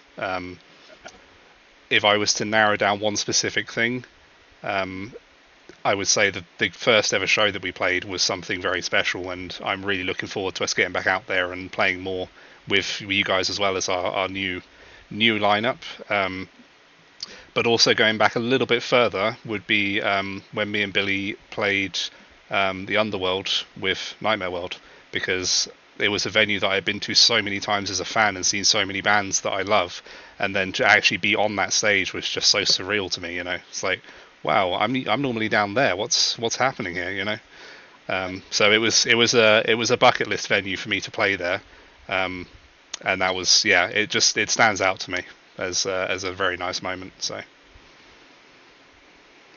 Yeah, I mean, my ones are very similar to yours. I think, again, you know, when we played the Underworld, that was the first thing that came to my head because, like you, it's where I went to see a majority of my favourite bands. You know, I got that buzz every time I came out of Camden Town's underground station, saw it across the road, and so many amazing gigs that I saw there. And then when we actually got booked to do it, I was like, oh my God, it's actually going to happen, you know. Yeah. The Underworld's a very special venue for people who don't know in Camden and London. And definitely a go-to one for medium power metal bands, I would say. Yeah. And then I would say holding the Zeramin Game CD in my hand for the first time, because it was the first album I wrote exclusively. And that was, you know, the end of years of work, and a feeling that I'm hopefully going to get in the next couple of weeks when we get our first batch. And that's the end of, you know, four years work as well for all of us. But yeah, and of course our first show as well. Yeah, definitely. That was it was the first show I'd ever played, metal show that I'd played on guitar. And I was saying to my girlfriend earlier about, I remember being in the toilets backstage and like looking at myself in the mirror and thinking, oh my God, what have you done? Like, can you actually do this? And I was absolutely crapping my pants, and then kind of, you know, splashed some water in my face and slapped myself around the face, and then just ran in and did it. But then as soon as I got on stage, you know, it was all good. But yeah, definitely the support that we had after that show was really heartwarming. Yeah. And as you said as well, can't wait to get back out there, especially with these new songs, for sure. Yeah. Yeah, for me, I have two. So the first one would be when I first uploaded I do covers on YouTube, and first cover that I uploaded, I mean, I would not be in the power metal scene at all had I not uploaded these covers onto YouTube. So like I uploaded the first cover and I posted it into some Facebook groups to see, you know, what people would think. And the reaction that I got was enormous, to the point where I felt like I should have done that much sooner. Because that really, I mean, I was getting amateur band offers, and you know, it put me into contact with a lot of large people in the industry. Just doing even just the first two covers that I did impressed a lot of people. People that I have always looked up to in this industry, and I will always value the courage that I had to do that, because that was a major decision for me to make. So that was a big one. The second one would definitely be joining this band. And no, Billy's not paying me to say this. You know, I don't know when this really, I can't even remember, to be honest. I have a terrible memory. But I know that me and Billy talked a little bit before. It was like a year or two or something like that. You know, we just kind of chatted for a second, and then we never talked to each other again. And I can't remember what happened, but I think I messaged him and I was like, man, I really love this music, dude. This is crazy good. And he was like, well, actually, you know, I can't remember, but he was like, if you're interested, go ahead. If you can take it away, please do. Because I don't remember. I think it was actually the other way around. I then came back to you because I'd seen one of your cover videos, and it just really caught me. And I was like, who the hell is this guy? Like, you know, I'd seen you, I'd scrolled past a few times, you know, and knew you were around, but then that was the first time it kind of, you really grasped me, and then I was like, I have to speak to this guy, you know, and then to realize that you were a fan of ours as well, and then it just kicked off very quickly from there, didn't it? Really? And that's also, I forgot to mention there was 3 actually.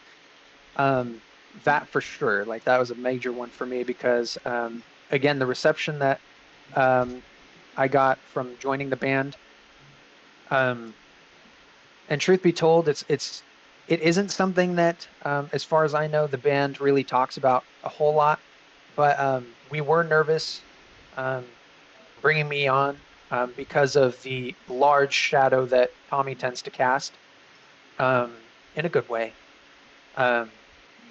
It's intimidating. It was really intimidating, and we're nervous about that at first.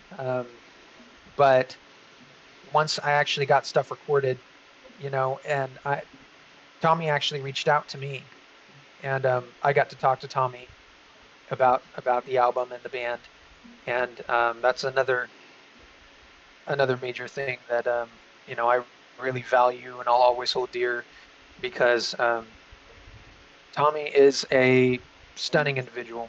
He is an amazing man, and he's a good guy, and he's super sweet. And even when I uploaded some covers, I did a cover of Above the Sky, Majestica, and he reacted to it on live stream. And I don't think that he put 2 and 2 together that I was in this band, and he was listening to that too. So it's just funny how that works. And yeah, me and Tommy have very strange kinship. That's awesome, man. That's nice to hear. Mm-hmm. For sure. Cool. Yeah, I guess for me it's that moment that I received that first message from Billy asking if I still played power metal bass. I was like, yes, absolutely. Nice. Yes. And I've absolutely loved recording the new album. It's been such a blast. Yeah. In the more general sense, favorite moment of my career is whenever I get to stand on the stage, because that's what I love doing. Yes, absolutely. So. Yeah. Excellent. Awesome. Next question. Yep. Are you ready? Yeah. Mm-hmm. How long does it usually take to record an album? Oh God. It may be different for other bands for sure. Obviously bands with a lot more experience are gonna have that process more streamlined. But I think it depends on the album. It depends on inspiration. When inspiration hits, when you get that brick wall, and sometimes it shuts you down for a few months. It really does. It really can get to you.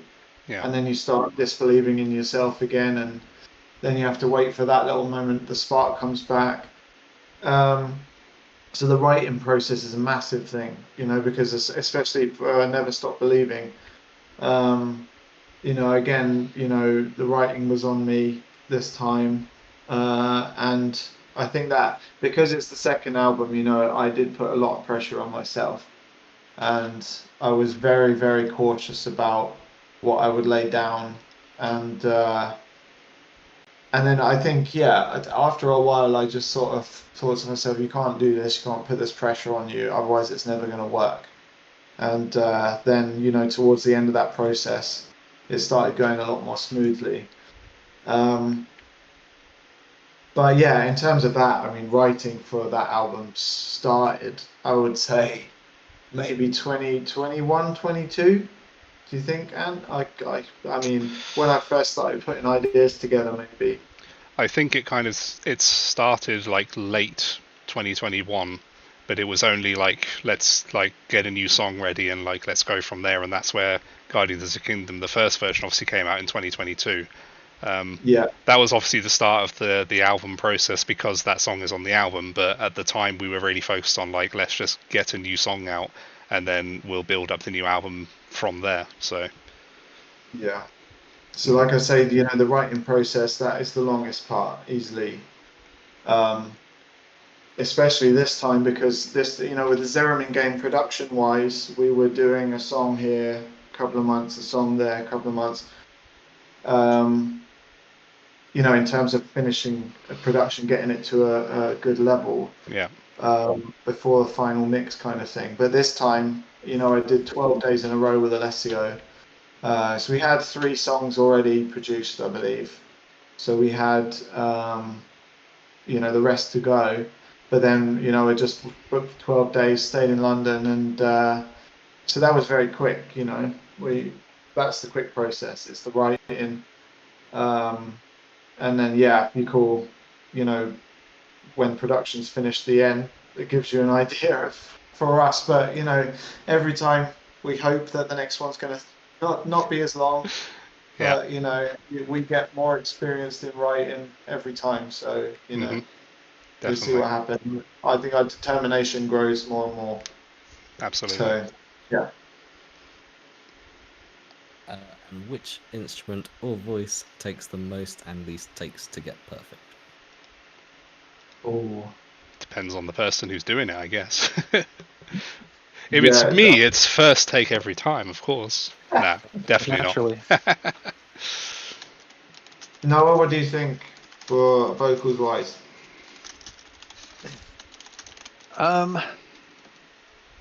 So what? Can you reread what was the question?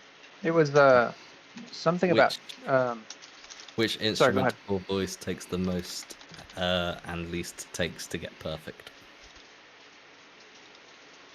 So when recording vocals, how much can the number vary, kind of thing. I see. Oh God.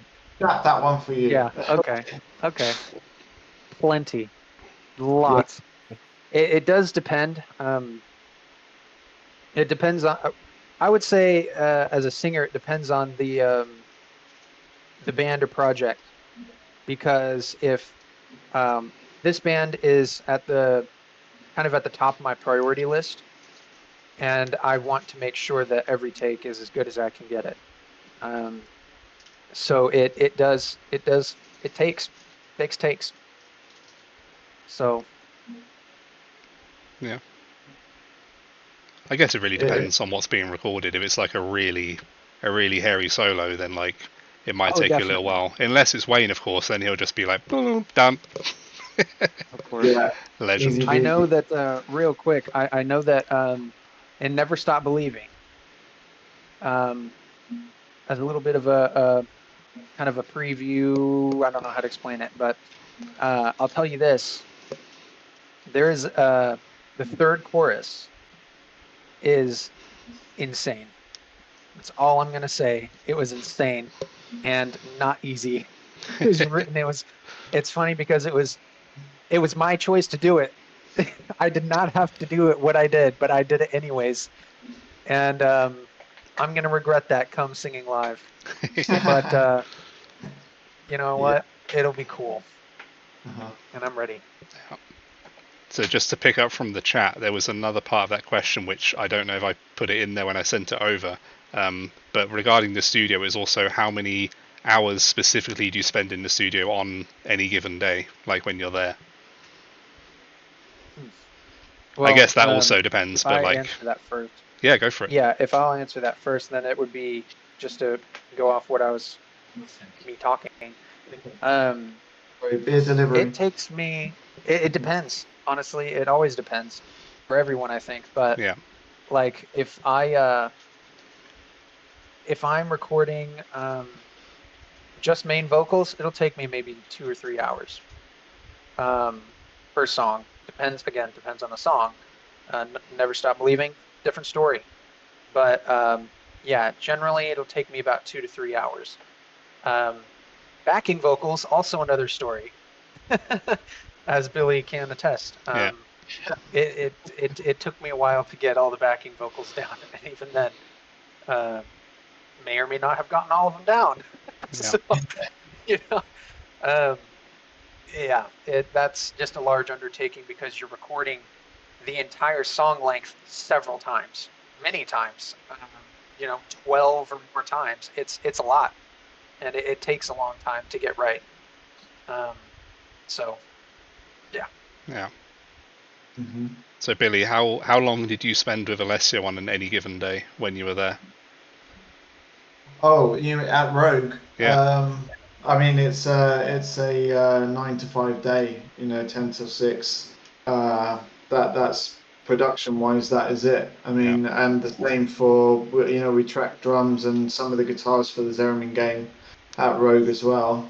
Um, if you're talking about Moose Studios, when writing, that's a completely different, or when recording, that's a completely different ball game. That can be like 9 until 9, 10 at night. So it's and if I'm tracking rhythm guitars for a song, and I know what I'm playing, that will take to write to record, tidy up a little bit and get everything bang on. That's a full day, really, because it's I'm cursed with OCD, and I can never accept anything until I'm 100% happy with it. So it's like the slightest thing, even just a section of just straight rhythm guitars. I'll do it 10 times before I get that passage like as tight as I possibly can. Guitar solos is just another whole that's full game day. You're talking about 100 takes sometimes until I pick one or until I get the one where I think, no, that was good. Um, Keyboards is generally pretty quick. I mean, like, keyboards, it's MIDI signal at the end of the day. You play it. If something needs to be nudged, it's the way that it works. But so keyboards is very quick but a lot of the keyboards that I do are kind of laid down while I'm writing anyway, because I'm still using the same voices, the same patches and things like that. Mm-hmm. And then obviously I do a lot of backing vocals along with Noah. And that's, I understand where he's coming from. And it's all my fault that he has to spend so long doing that. Yeah. But, I love backing vocals, and I think, I hadn't discovered that I could really do backing vocal choirs until after the Zeramin game, because I didn't do actually a lot of backing vocals on the Zeramin game at all. So I think that's another thing that has completely changed our sound somewhat, because It sounds really good. yeah, I mean, between Noah and I, we have anywhere up to like 20 tracks of backing vocals at any given time. Yeah. It's like we're both doing a 4 or 5 part harmony, well, 3 or 4, and then double tracked and everything like that. So it ends up being a huge choir. And yeah, again, just can't wait for you to hear all of that stuff on the new album, which yeah, you will very soon. Mm-hmm. I think that answered your question. Maybe I just went off on a tangent. It's fine. I think that's got it. Yeah. Okay. How much does recording an album cost? That's another tricky one, because it varies so much. It really depends on the band. So if you take a band like Nightwish, for example, who use like real orchestras and travel to various different countries to actually do their recording, God only knows how much it costs them. Obviously, for a band like us, we're self-producing certain things, like recording in Moose Studios and then taking it off to Alessio to mix. So, but even then, it's kind of impossible to give a number, really, because you might spend a couple of days in the studio and find you're just not finding the groove, and then you need to book another couple of days in, thus your costs go up. So, yeah, as much as I'd like to answer that, it's a bit too tricky. So hopefully that's okay. It's not cheap. That's all I can say. Yeah, just put it that way. Yeah. For sure. Yeah. But every penny of the money is well spent and necessary. So, absolutely. Yeah, it's a long journey. Yeah. Ladnar asks, any chance of a future collaboration with Tommy? Maybe a Christmas song? It's Christmas is one of the best Christmas songs ever written. First one I play every year. Also, any chance of any live dates soon? Tommy collaboration? I don't know. I mean, it's always possible. It would be nice to do something with him again. I mean, actually, me personally, I may have something coming up which may involve Tommy soon. Something that's a bit of fun, but yeah, we'll see what happens with that. Utter tease. Yeah, I don't know. We're in a new chapter now. but I can definitely see things happening. Some point in the future, we'll see. We're still very good friends, and we're all very close, and yeah, it's always possible. And then, yeah, I mean, it would be great to do another Christmas song, to be fair. I think it'd be great to do a Halloween song or something as well, like something thematic, like we did with the Christmas song, but maybe with a little twist on it of something different. Maybe the Christmas story, and Noah is Scrooge and Tommy is the ghost. Things like that. We might get called up on plagiarizing Majestica there, but whatever. Oh yeah. Oh yeah. Whoops. No, that would be quite cool. But I would be honored to sing with Tommy on a song, or an album, whatever, anything. I would be honored to do it. And hey, if we ever, going back to an earlier question, if we ever did anything following up the Zeramin game, it would be nice to have Tommy involved somehow, even if it's just as a guest vocalist, because he's a part of that. So, yeah. Yeah, cool. I think that was all the questions that we had pre-prepared, but we have got a few more that have come through in the chat since. Reese, if you... That one oh yeah, sorry, go on. Any chance of any live dates? Oh yes, sorry. I think we kind of covered that, really. Yeah, the plan is absolutely 100% yes. It's just it's just none of you are invited, and we're not telling you where it is. Yeah, no one bought tickets. Yep. Secret. No, the live show plan is 100% absolutely we want to get out there and we want to start playing, but we have some hurdles to overcome with travel logistics and things, but we're working on it. We'll see what happens. Yes, being an American, that is a problem that I bring with me to any band. We'll work around it. We'll work around it. We overcome bigger problems. Yes. You're playing right away. Absolutely. Cool. So going from the new questions. Yep. Thanks for them. It's brilliant. Billy, what's your writing process when you start writing from scratch? Again, that can vary a lot. I think. Well, it will either start with a melody that comes to mind, or a chorus that comes to mind. A lot of the time, I think if a chorus comes to mind, the lyrics to the chorus always sort of seem to come along with it, because I want to fit some words to it to make it work.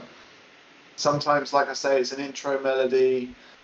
Intros really, really strong for me because they just start off the process, and then you can go anywhere from there.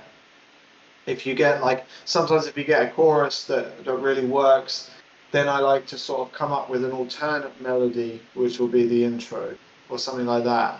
I very rarely have the same melody at the start, I think. I mean, I've probably done it a few times, but I like to sort of shake things up a little bit.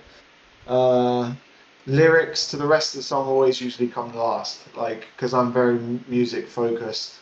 I will scape the verses so that, I like to have verses different. I never do two verses the same for the most part, especially on the new album.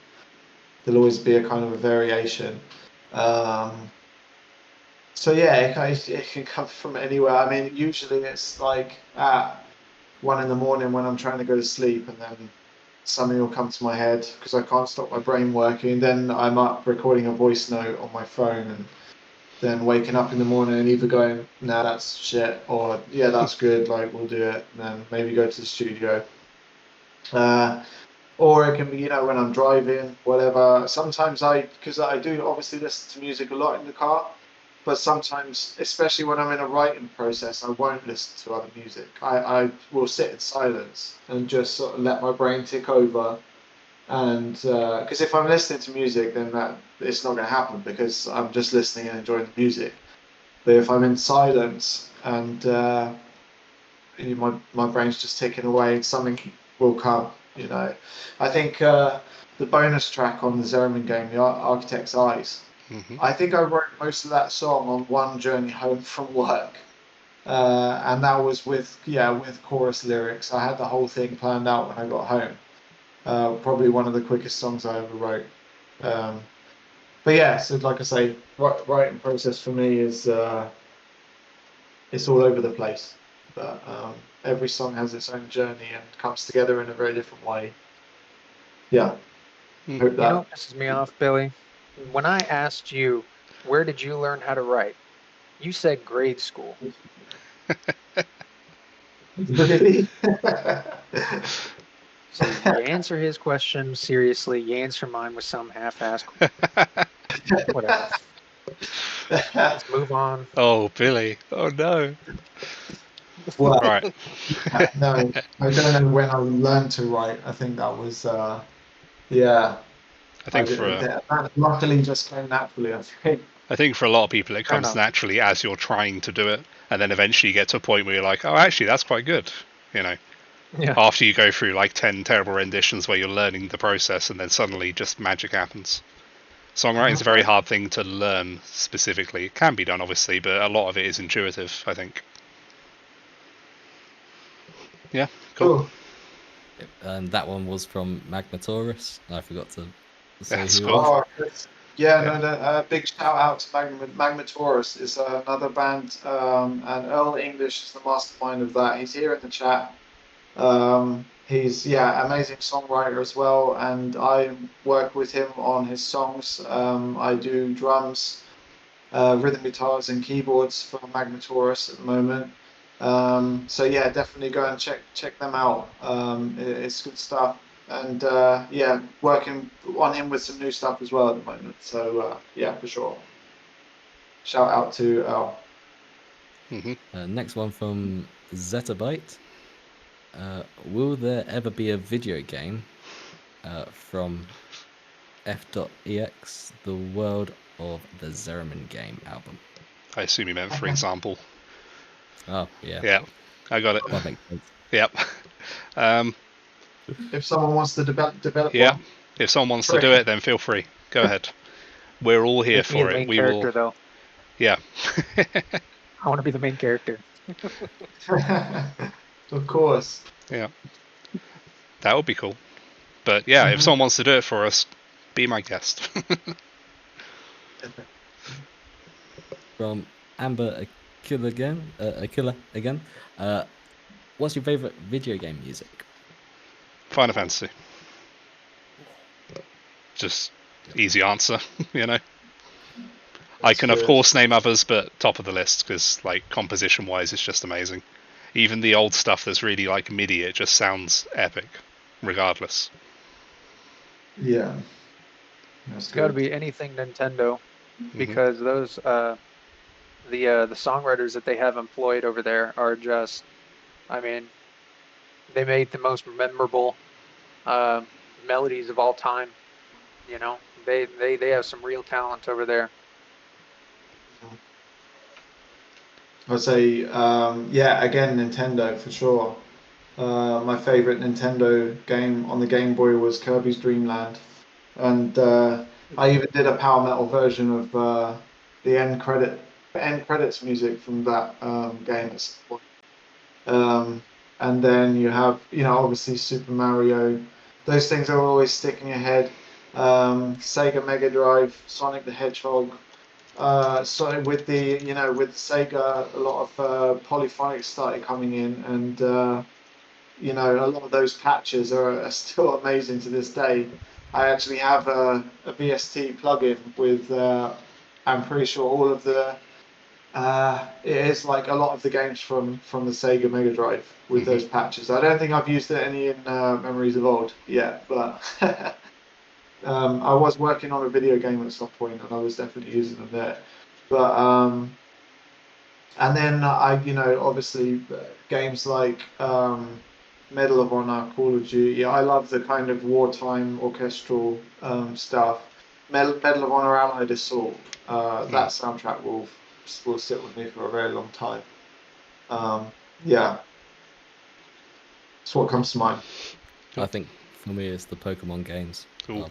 Yeah. Yeah. Another nice choice. Again, going back to what I said, like even the old, like really crunchy MIDI stuff on the Game Boy still sounds so catchy. Oh yeah. Yeah. I still find myself humming the Metroid theme song all the time. It's annoying. Next one up from Nari again. What is your favorite breakfast?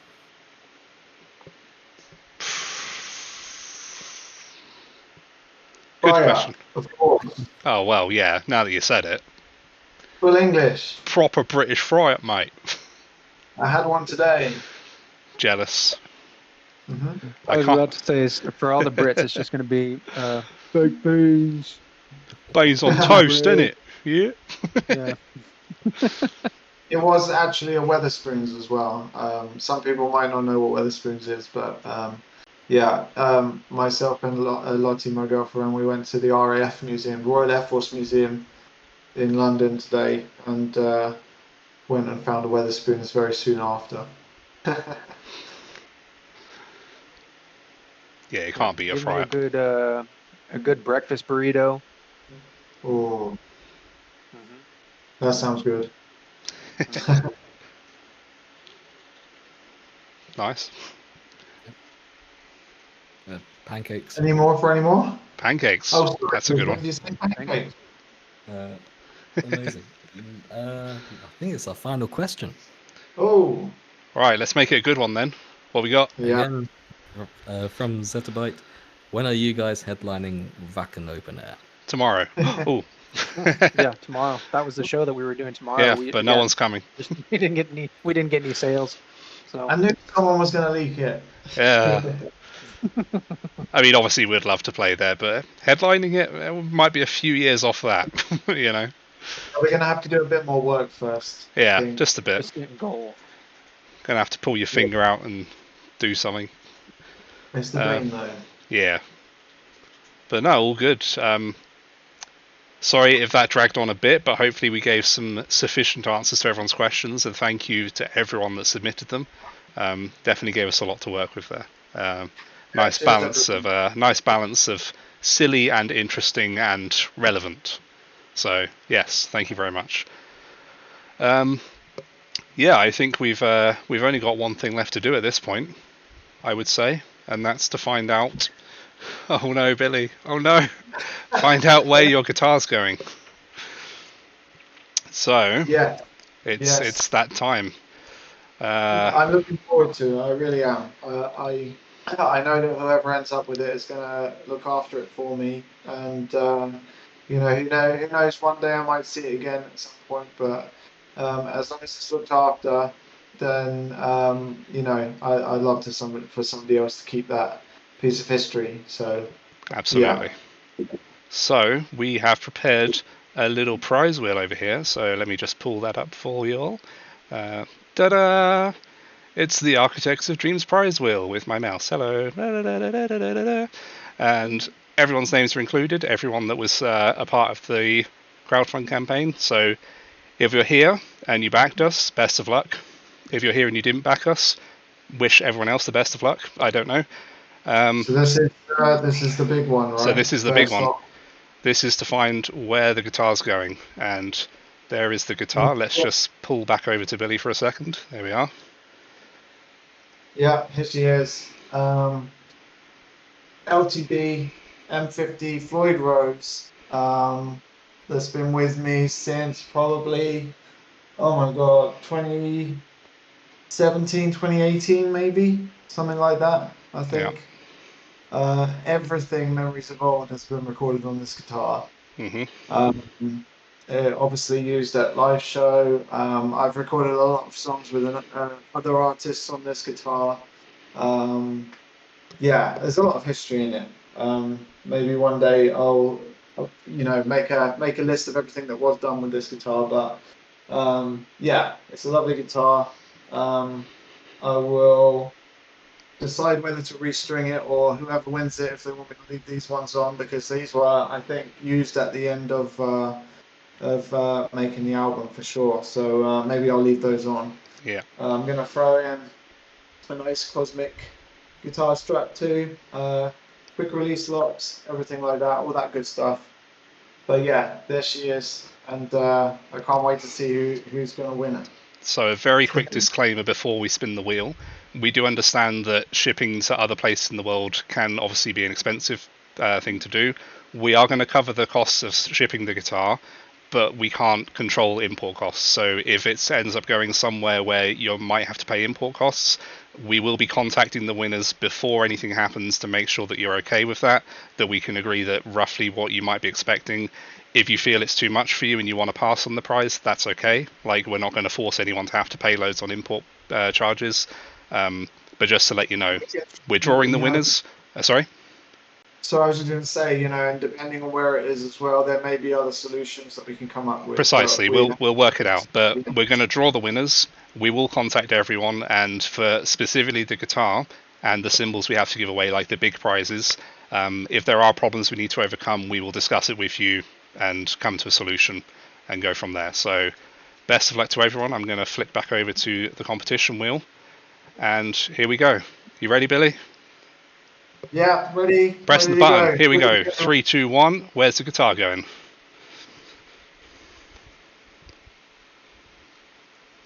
It was supposed to have audio, but it doesn't. Sorry about that. Well, there is our winner. It looks like the guitar is off to Estonia. Very interesting. Oh. So, Wow. Piret from Piret, I'm sorry if I'm pronouncing it wrong, from Estonia. Massive congratulations. You are the guitar winner. We will be in touch. We have your details, and we will make some arrangements with you. Congratulations. So there we go. Enjoy it. Right. Oh, Anthony, there was some more stuff for first prize. Oh, there was, yes. Sorry, what are we doing? And also, I really want to get my my sound back for the competition wheel, so bear with me while I... There we go. Right. We'll have sound on the next spin, don't worry. Billy, do you want to quickly explain what else Piret's going to be receiving? Yes, so it's going to be receiving a signed copy of... This was it a promo single? It was the very first promo single. Of The Land of Exia. Mm-hmm. Signed by myself and Tommy. And also... Yeah, so you got all the details on the back. That's a promotional copy of The Land of Exia. First of all, signed by both of us. You're going to get... these are some of the very last numbered promo singles for Zero Shadow and Land of Exia. And these they're numbered. There was only a certain amount made. I think I currently have the last 2 other than these. So these were, part of my last 4 of these. So they're very exclusive, still sealed in the cellophane. Mm-hmm. So you get those 2. And then lastly, and this was a promotion disc that was made to send to record labels originally, I think, before we signed to music. I think it was after we were with Lim, but we were sending it out to festivals and stuff, and it might be that disc that got us onto our first gig, actually. Okay, yeah. So, yeah, and this is Land of Exia, Zero Shadow, Someday Soon, and Fallon's Revenge. Which is our live intro track, I think. It might. I know that's on the other 2 singles. I'm not sure if it's on that one. Overture. It says live intro, I think. Oh, it does. Yeah. Oh, nice. Well, there you go. So, yeah, congratulations, man. Big congratulations. I've made a note, so let's go back to the wheel and find out who's winning the second prize. Which, Billy? What's the second prize? Second prize. I'll go with the small ones first. You're also going to get Tommy and me sign. I still need to sign that one. Land of Exia promo single and one of those exclusive promotional discs that we have. And then also I'll say second prize. First one is a broken cymbal, but this was used. I would say this cymbal was used on both albums, I would say. Because this broke, I think, at the very beginning of Never Stop Believing. But this was most certainly used on the whole of the Zeramin game, to my knowledge. Yeah, I'm pretty sure, definitely. It's a 17-inch exo-thin, medium crash. But I'm going to sign these as well. Should I do that now, do you think? You can do that now, yeah, absolutely. So whoever's going to be receiving the cymbals, they will be signed as well by Billy, as you can see right now. Where am I going to go for it? Maybe just here? Wherever you want. Just don't mess it up. We're live. There we go. There we go. That's right. Symbol 1. So Symbol 1. should we draw that one now and then we'll come back to the other one? Yeah, let's go for it. Let's go for it. So back to the wheel. The first name is going to be removed because we don't want people winning 2 prizes because that would be unfair, obviously. Pop. And now we do number 2. So here we go. With audio this time. Hey.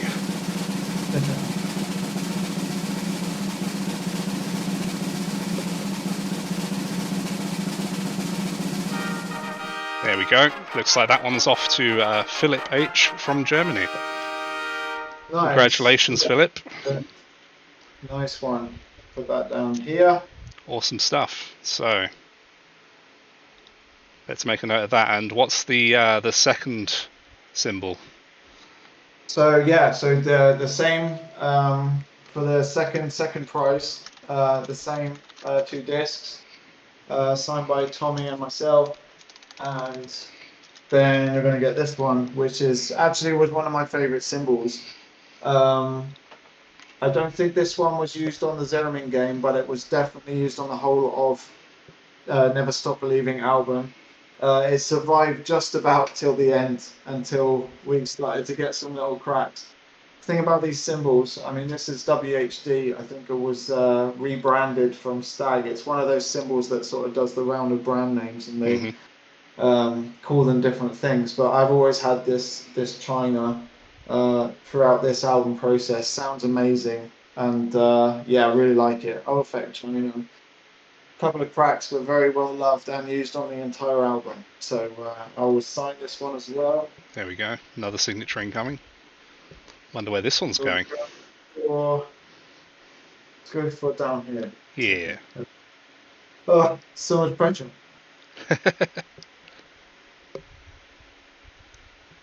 Amazing. Nice one. So there we go.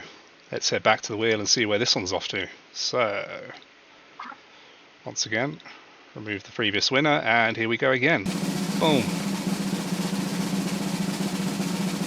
This one is going to... Ooh, this one's making a journey. Oh. Onishi T in Japan is getting that symbol. Wow. That one's going to be going quite a distance. Massive congratulations again there. Let's make a note of that. Yeah, for sure. Yes. Awesome. Congratulations. So that's a big congratulations to all of those winners. But we do have a few other little things to give away, so we'll do a few extra little spins here and there. Billy, if you want to explain what they are while I configure the wheel.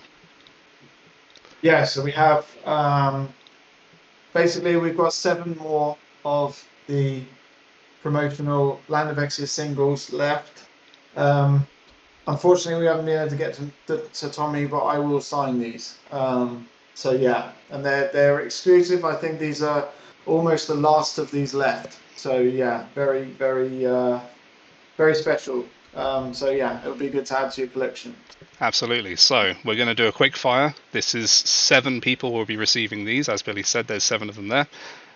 So competition wheel, and let's see who's getting these ones. First up is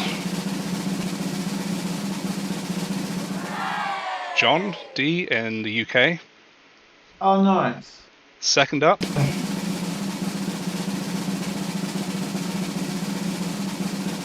is Sver P, Norway, who I believe is in the chat. Are you in the chat? Norway. Gonna remove the name and keep things moving. Hey, congrats. Third one.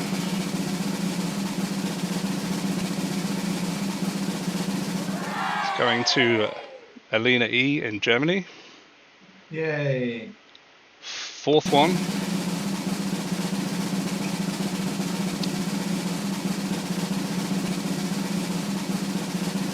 Is going to Eric A in Sweden.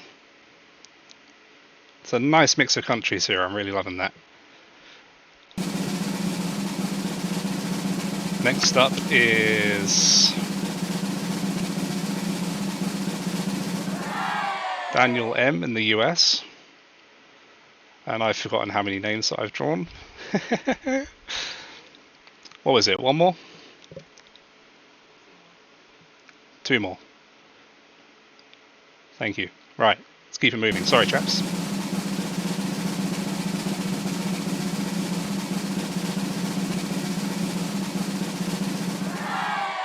Jason C, UK.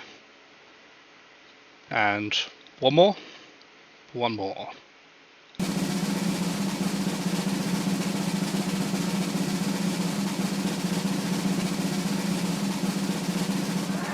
Last but not least, KH Tangent in Norway. So there we go.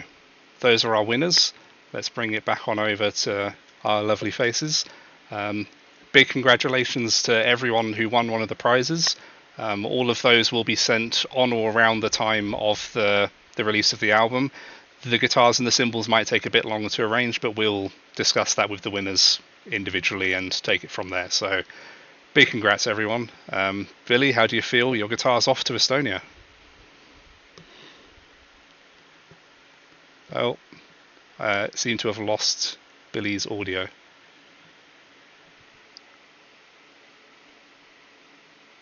Have I just lost Billy's audio? Reese, Nora, can you say something? Just make sure it's not just me. Yeah. Oh, okay. Billy, we've lost you. I'm going to speak for you. I'm so happy that my guitar is going somewhere so interesting out there in the world, but I'm going to miss it. Is that about right? That's about right. There we go. We got it. Okay, so we've been going for quite a while now, about 2.5 hours, so I think it's probably about time to wrap things up here. Billy, I think you're back. There we go. I said I didn't actually know that we had somebody from Estonia entered, but yeah, that's amazing. No, really cool, really excited for them to receive it. Yeah, for sure. Congratulations. Awesome. And congratulations to everyone else. So yeah, I'm really pleased with the amount of different countries that we had represented there. It's a nice even spread. So yeah, guys, anything else you want to say before we sign off? Or I have got a couple more things to do, but before that, no worries. Good. No worries. All right, so sorry, I would say just a personal thank you once again to everyone who's here, especially everyone who helped with Architects of Dreams. Mm-hmm. It's just been unbelievable, and yeah, as we always say, without you guys it would never be possible. And the fact that you guys all came through for us, you know, when we needed you, is just mind-blowing. And you know, things could have been very different otherwise. But it's just lovely to know that people have such faith in us, and you're not going to be disappointed. It's not long now, guys. You've been so patient, and yeah, it really isn't long now, and it's not going to let you down. So I hope you enjoy it. Definitely. Yep. Anything from you now? Yep. The album is a masterclass of skill. You guys are going to be incredibly impressed. I'm impressed. Every time I listen to these songs, I'm like, I just want to add it to my Apple playlist, but I can't. Not yet. But I absolutely love these songs. Easily the best I have ever worked on. I can say that confidently. Billy is a fantastic songwriter, and then alongside, you know, Wayne and Reese and Anthony, I mean, it is a masterclass of skill, hands down, and you guys are going to be deeply impressed, deeply, and I just can't wait for everyone to hear it. Awesome. How about you, Reese? Any closing comments? Just you guys are going to love the new album. It's brilliant. Absolutely. Couldn't agree more. So yeah, again, thank you to everyone that joined the stream. Thank you for sticking with us for so long. It's obviously been a couple hours, hour and a half or whatever. Yep, 2 hours and a half, sorry. But yeah, thank you to everyone that's submitting questions. Congratulations to all of the competition winners. And yeah, We'll hopefully do this again sometime within the next 4 years.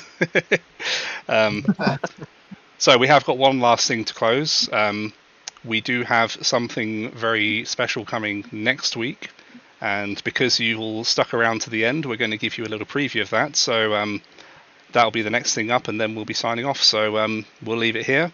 Thank you all. We're going to say our goodbyes and leave you with this. Farewell, everyone. Stay metal. Take care. Love you all. Bye.